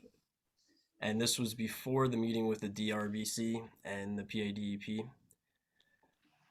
The problem with all of this was we didn't have any background data on this analyte at all because it was unregulated. The purpose of the EPA's pretreatment program is really to stop anything of this nature when it is regulated. But it wasn't, so we had no data and nothing really to fall back on in order to find it. So we were kind of lucky that we found it as fast as we did. When we met with the DRBC and the PADEP, they gave us a background of how all this came about. And it all had to do with a drinking water facility on the Delaware. And they started to detect low limits of 1,4-dioxane at their intake. And they started to do boat runs up the Delaware. And they ended up finding detections all the way up until right around where the Lehigh River connects to the Delaware. At that point, they assumed that it was coming from the Lehigh River. So they did the same concept and ran up and down the Lehigh River, and they ended up finding detections all the way up into the outfall at Allentown, which is when they ended up sampling us at that time. They seemed pleased that we removed the analyte as quickly as possible, which was then determined by follow-up sampling by both PADEP and in our monitoring results, which we now sample. Is there anything else you want me to cover on that whole area? That's great, Andrew, and I want to recognize Andrew's diligence and how quickly he was able to get through the process, the research, and find the offending discharge into our system. So thank you. We've been asked a few questions from the public and other folks who've been involved in this process. Some critical questions about our waste hauler program and how we mitigate these sort of risks. And I think Andrew described it pretty succinctly, pretty well, that the EPA program is set up to have us avoid discharges of any harmful substances through the regulatory process. And the difficulty here is that we're talking about an unregulated contaminant. So there's thousands of them out there, emerging contaminants, and this is one of them. So not really possible for us to guess what the future regulatory framework will be, and we really just follow what EPA requires and DEP as well. Our hauler program is a pretty robust program up at the wastewater pretreatment plant in Fogelsville, and gave a little background of that in the memo as well. This was a program that was developed by the County of Lehigh when they were running the plant up until 2006. And then LCA took operational responsibility for the plant at that time and continued the program. And it's monitored or designed around the EPA industrial pretreatment standards. We do receive about $2.9 million, $2.8 million of revenue from the hauler program each year, and that offsets other costs like capital costs and other costs at the facility, and also helps to control rates to other users. So it has been a positive program for us, but there is this risk that we want to talk about. The industrial waste component is shown in the memo. We received in 2021 14 million gallons of industrial waste out of a total of 58 million gallons of hauled waste that came into the facility. So it is a significant portion of the program is from industrial waste. So one other question that was raised by a member of the public recently was about water quality, on the drinking water side, and really just want to be sure that we're clear that this is 100% contained within the wastewater side. So the discharge came to our pretreatment facility from outside the region into the wastewater system, through the pipeline down to Allentown, and out the wastewater plant effluent in Allentown into the Lehigh River. So there was no contact with our groundwater supplies or drinking water supplies at all. So from a drinking water standpoint, there was no risk to our customers. And that's kind of what's covered in the memo. A little bit of LCA's perspective on how the situation was handled. There's been some questions about legal actions or other liabilities that we should discuss in executive session if we want to have that conversation. I shared some information on that with the board earlier today, and we can do an executive session after this meeting about that if you'd like. So that's what we had as far as presentation of the situation. Happy to have questions. We may have some members of the public that have questions on the Zoom call today. I'm not sure, but if there are any questions, let's have them. Let's start out with questions from the board, and then we can address any questions from the public. Any board members have questions on this? I mean, first of all, Andrew, great job. I think tracing those things, as a person who worked in chemical industry for 35 years is not an easy job. So kudos to you and your team for what you have done, tracing that thing at that ppm level, where they are. A question I have for you, do you keep a retainer sample of waste haulers that come that, you take a sample from each truck comes in and mark it and keep it for 6 months and after that dispose it. Is that the practice you have, or I'm just asking the question to see how you manage the waste haul program? No, they don't keep them for long periods of time, and every load is not sampled. It's more of a discrete sampling program. And the reason that they're not kept for long periods of time is because of holding times and also preservatives for whichever type of analyte you're looking for. So it's going to be different for almost everything that you're trying to analyze for. So the amount of samples that we would have to keep for one trucker would be a massive amount. But do you keep any sample at all? If they are sampled, then yes. I mean, it's kept for X amount of days until the samples are analyzed. Okay. Thank you. I did want to also add a comment about this topic and also the next one we're going to touch on, which is the PFAS situation, that there is a dedicated page on our website about water quality and the regulatory framework we work under, and some more information about these two situations on that website. Sue did some great work putting that together for us. So that is out there for the public. This is Brian. Just a question of what kind of vetting is done on haulers when they approach us to discharge some of their industrial waste materials into our system. What kind of hoops do they have to go through? What kind of background investigations do we go through? There's actually two different permitting programs. The waste hauler program at the pretreatment plant is separate from the pretreatment program that goes with the city of Allentown. So an applicant would submit their paperwork to Diana at the pretreatment plant.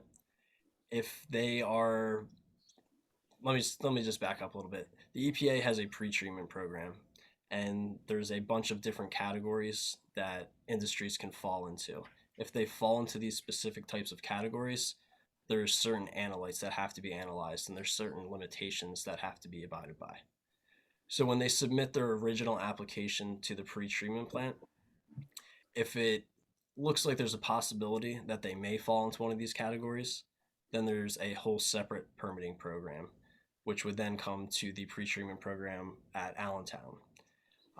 And with that, there's all types of different paperwork that's submitted, process diagrams, there's SDS sheets, analytical information, a little bit of everything, to be honest with you.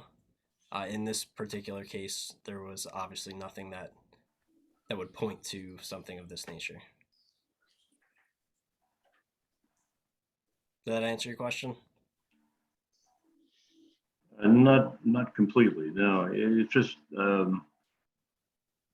who looks at their processes? Are you saying the EPA looks at their processes and the potential for wastes and chemicals in those wastes? And do they have to get approved by the EPA before they even dump it into before we accept it, I should say, and then test it later on, I guess, periodically, just to verify that they're following the protocols that they were supposed to follow? Okay. So the EPA, they delegate all the authority to us, meaning Allentown. So EPA is not necessarily involved in that. When they submit an application, if they are one of these categorical industries, which in this case cooling was, there would be an inspection involved. So this would involve going out to their actual facility, taking a walk through, looking at the chemicals that are involved with processing. And it would also involve collecting samples before discharge is even brought to the pretreatment plant. And Andrew, can I stop you there? Yeah. Is that work being done by us or by EPA? That is done by us. EPA is not involved at all, besides complete oversight of the program. Okay. All right, Linda, it looks like you're got your hand up there. Right. There was one of the articles in the paper mentioned that COIM normally would send whatever was sent to us to upstate New York or something like that. But for some reason, they ended up bringing that down to us. I thought I had read that. Was that the case? And I know this is not, something that we would have tested before anyway. So. They did have two separate waste streams. Whether or not that was an accurate statement by them, I cannot verify because I don't have any previous data from them. Okay, thank you. The curious part about that is that the first detection of this by New Jersey American Water was back in February of 2020. And it seems like they said that this only happened one time, and it was just a fluke of their processes. But as soon as it was recognized back in 2021, the discharge seemed to have stopped. It's kind of, that's not for us to determine, but it's just a question of, would you really believe that it was a one-time occurrence? And that means that we should be looking at further scrutiny of our dischargers. Yeah, so we have to be very careful about getting into potential litigation issues that should be discussed during executive session. But it just indicates to me that there's certain questions that need to be asked and some follow-up in our processes, and as well as EPA. So Andrew has implemented quarterly effluent sampling for 1,4-dioxane. So we would hope we would at least be able to catch something that's happening on that side of things. It just becomes very difficult to know what to test for and who to test for what when you have unregulated, it's not a regulated contaminant, and there's no real rhyme or reason to who would and what we would test for. So our best bet is to continue to follow the EPA requirements, which we do, and then for this particular one, do some additional effluent sampling to try to identify it if it does occur again. Other board questions, comments? All right, any public comments? I see Jeremy has his hand raised. Yeah, hello everyone. This is Jeremy Thompson. Thank you for your time. I'm a customer and resident of Fogelsville, and I appreciate the information shared on this topic. When I first read about it, there wasn't a lot out there from the authority, and a bunch of neighbors and friends were alarmed by it. So thank you, Andrew, for all the work you've done. It sounds like the authority is responding well and being proactive to this. I guess my one question, I have a couple, but the one question is on the 2.8 million of revenue from this particular operation, is that gross revenue or is that a net margin collected after assuming operating costs? That's gross revenue.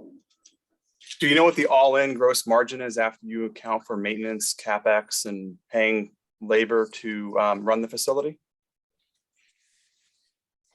Ed Klein, our CFO, is on the call. I'm going to put him on the spot and see if he has that information. I don't know that we analyze it quite that way. It depends on how you look at it. If you look at it on a fully allocated basis, it makes about maybe 500,000. Thank you. That's very helpful. I'm just wondering if the board should consider this, whether it's really worth, the risk, the legal risks going forward with something that's only bringing in 400,000.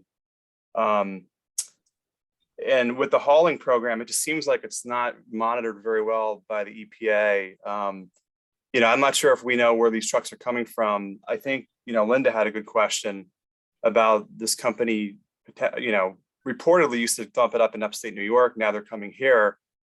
you know, when a hauler is traveling that far to get rid of something, that's just a red flag to me.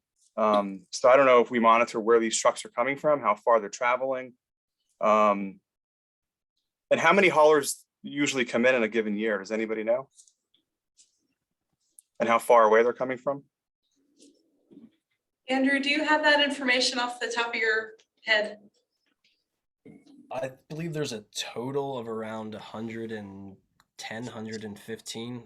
I don't think every single one of them come in on a yearly basis, but I would say it's pretty close to that number. Andrew, when you mention that number, are you talking just industrial, or are you talking the total program, including like the septic tank discharges? What's in that number? I honestly, I can't give you a straightforward answer on that. I just remember 110, and I don't think that includes septic haulers. I believe that is sludges from wastewater plants and other industrial wastes. Okay. That's a number that we can easily get, though. Andrew, you have from that, from the permitting process, you know where the trucks are coming from. Yes, correct. I saw Okay, something great. in there about 6,300 gallons coming from Coim. You know how many trucks that might have been in the year 2021? The 6,300 gallons, that was just one truck.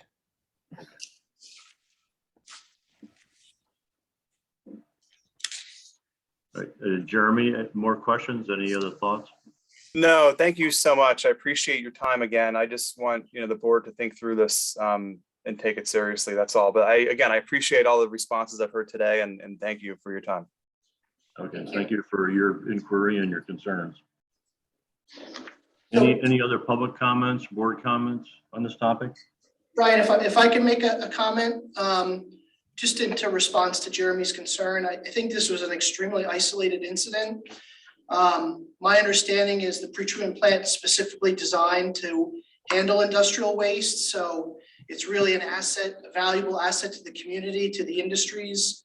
The majority of the waste that comes to the plant is from septic haulers. So all of our local residents that aren't connected to public sewer have a close, convenient place for their hauler to take that and get rid of it at a reasonable, amount, as opposed to having to haul it further away.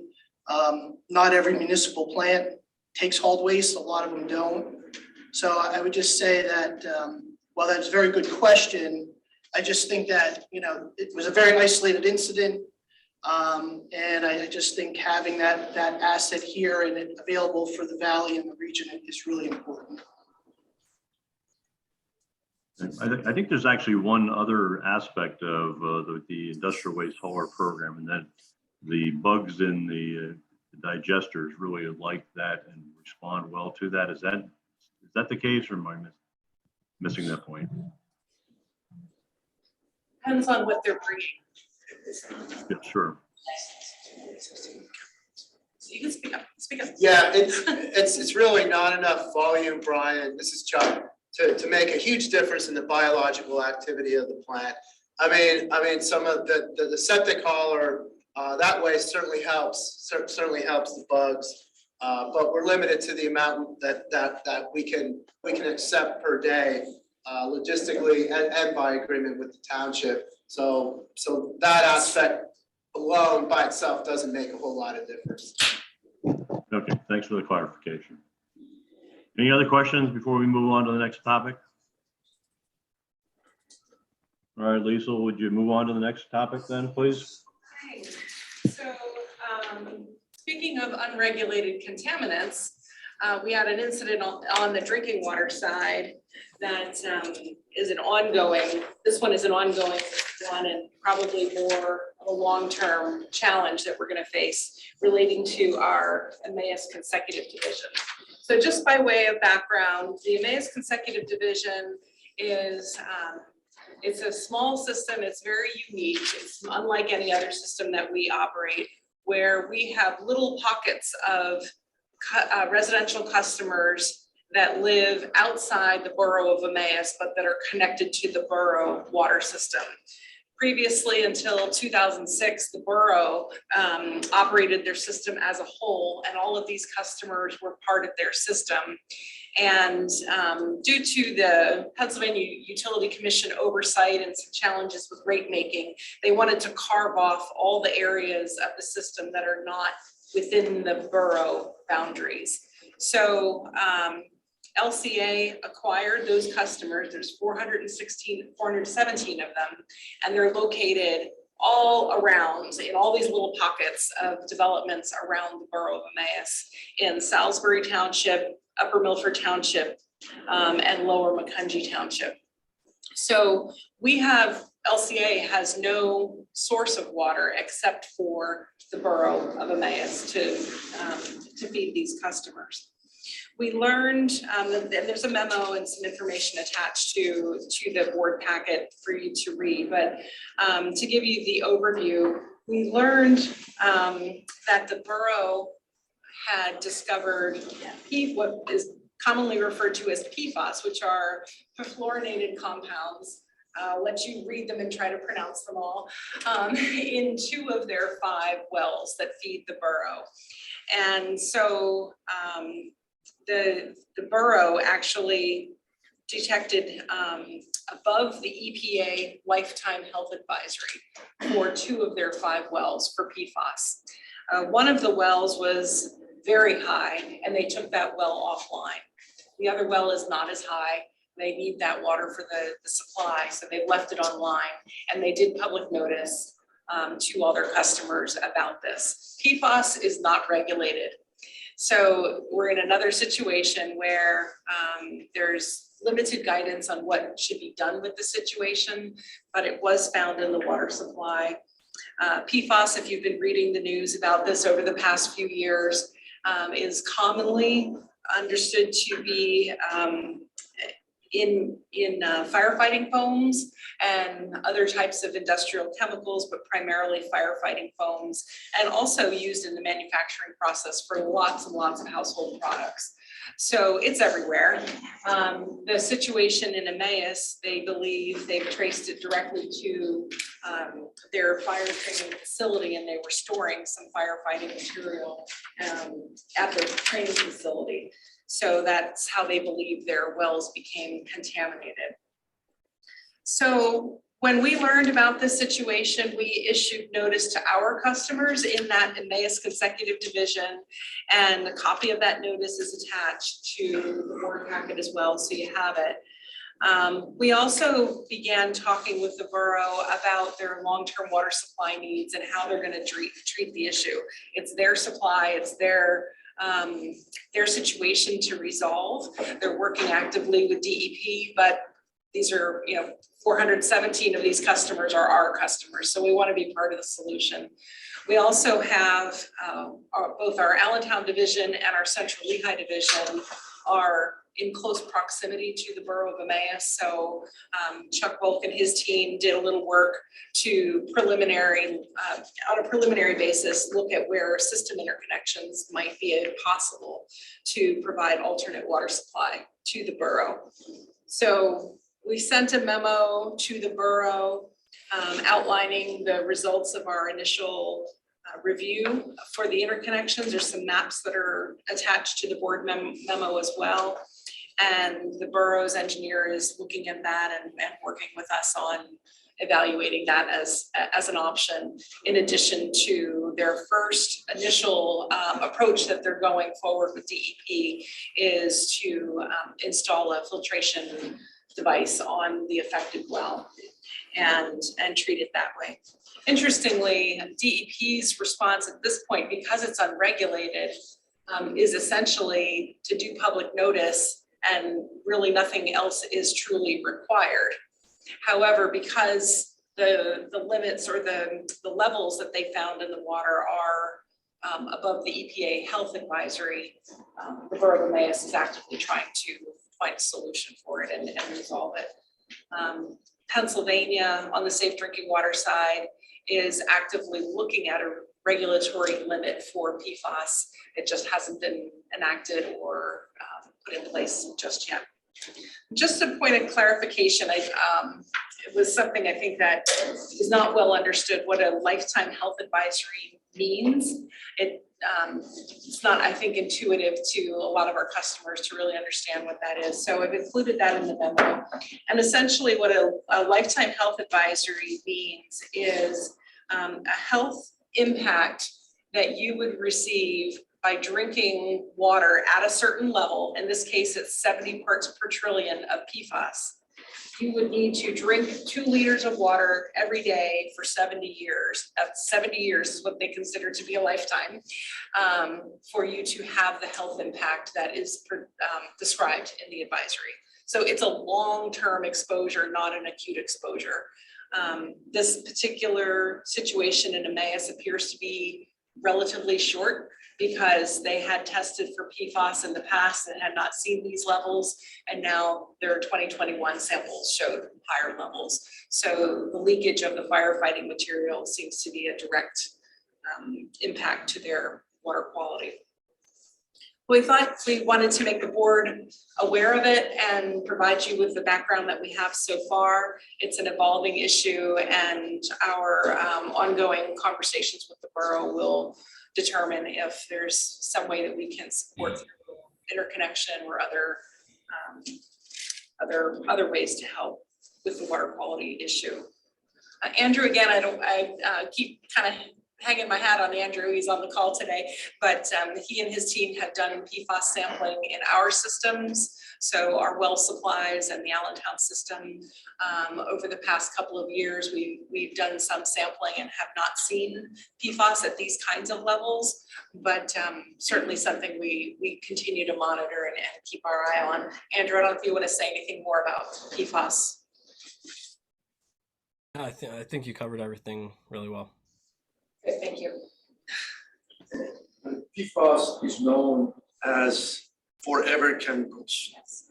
And there's nothing can destroy or digest PFAS. If you look at companies such as DuPont and 3M, they're paying a lot of money to clean up the wells and the water supply around the Virginia and Michigan that they have planted them. My only recommendation to our colleague and friends is, if you're using any Teflon pans or pots, as soon as you see a scratch in it, throw it away. Because that becomes a source of the coating to come off. And if you get your blood sample, I bet you find some perfluoro compound in there. This is a 8 years story getting to this point. But if you have a Teflon stuff at home, it's a scratch in it, please do not use it.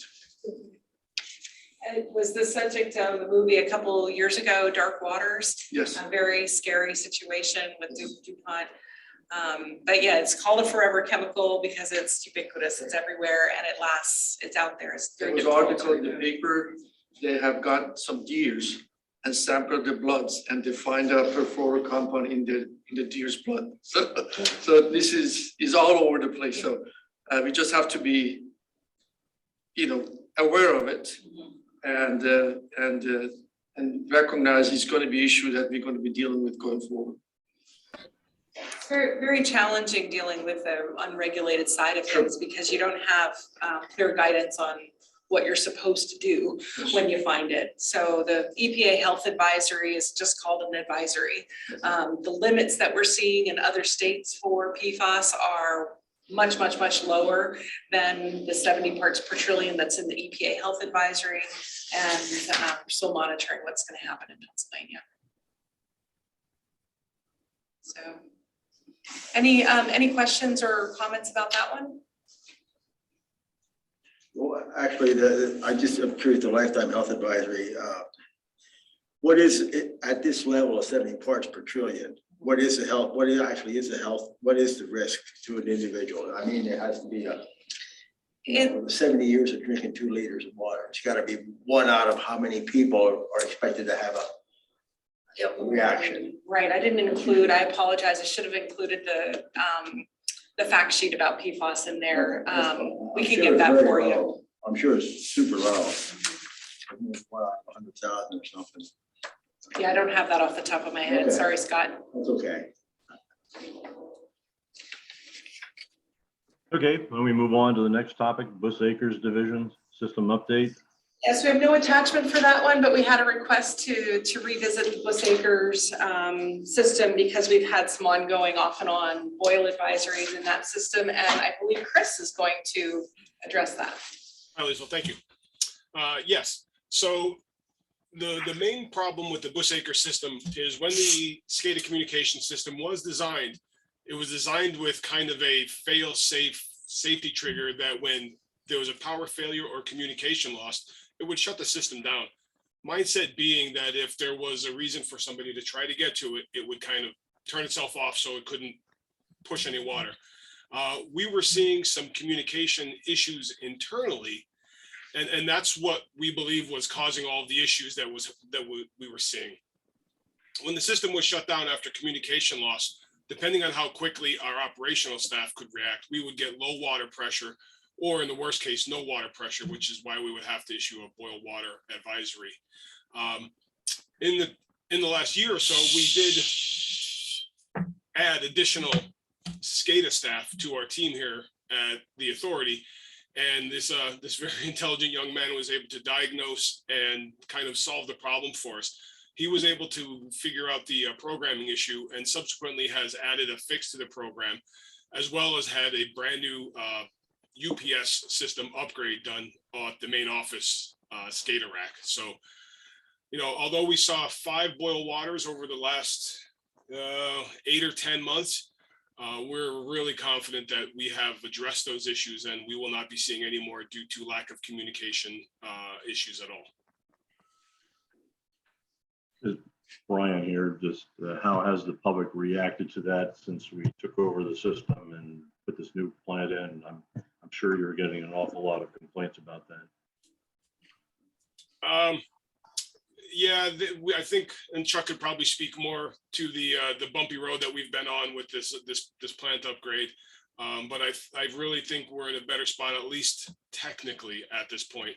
Chuck, do you have any more information about how the locals have been reacting to the plant since? Chuck's not in the room, but I can certainly speak to the customer interaction that I've had.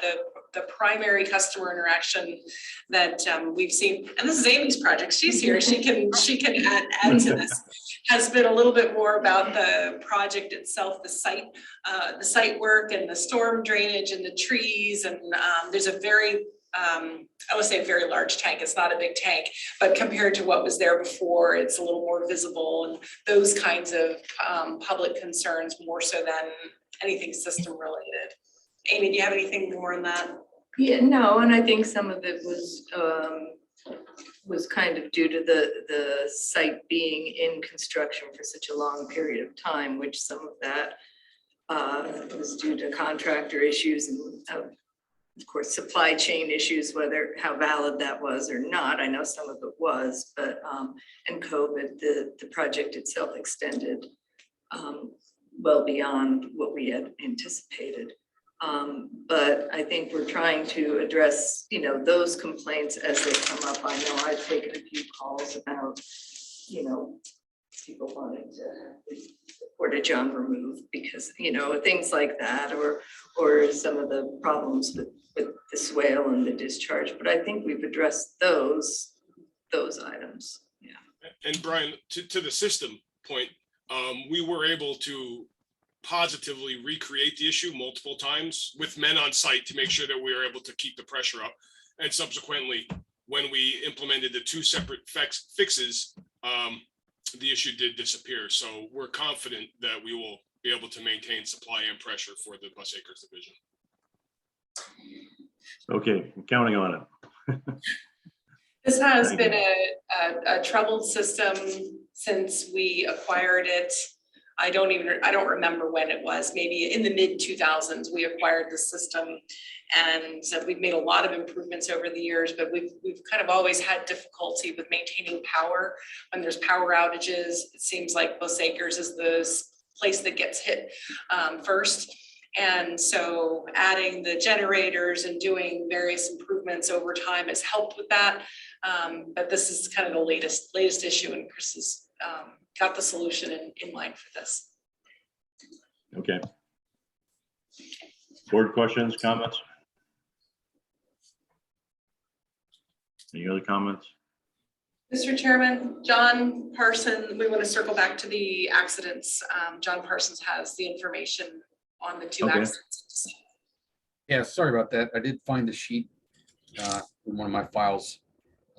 We had 2 claims in December. One was for one of our technicians getting a couple drops of hypochlorite in his eye, had to be cleaned out. And the second one, a guy, another distribution system technician, got an electrical shock from when he cut a service line during a leak, and he had to get treated for that. So he felt some feelings afterwards, a tingle in his arms, I believe it was, and he wanted to get checked. So those were the 2. I mean, unfortunately, they probably were both avoidable had it having used the proper gear, and we do emphasize that all the time with everybody. It's a trope, the constant battle back and forth of, do they use their safety gear? And I have not seen the follow-up report. We did a root cause analysis on both of these. I'm kind of curious what the report said because I didn't see it. But in my eye, just looking over both of these should have been avoidable. Hey, John, Brian here again. Just any place where our employees are coming in contact or near chemicals that could be harmful, are there eye wash stations immediately adjacent to those areas? Yes, there are. And especially with hypochlorite, and we have other compounds that are nearly as bad as that. So we do have the safety gear that we need. They do get tested regularly. It's a protocol that we use to make sure that should there be an injury or an accident, they would have the appropriate wash station right there. So yes. Okay, thank you. Any other questions, comments? Okay, move on to staff comments. Anything more? No. Solicitor comments. No comments, thank you. Any comments from the public on any topics at all? Nothing from me, Brian. Nothing from me either, Brian. Okay, Brian. Okay, all right, then seeing none, we're going to adjourn this meeting and we will reopen in an executive session in 10 minutes.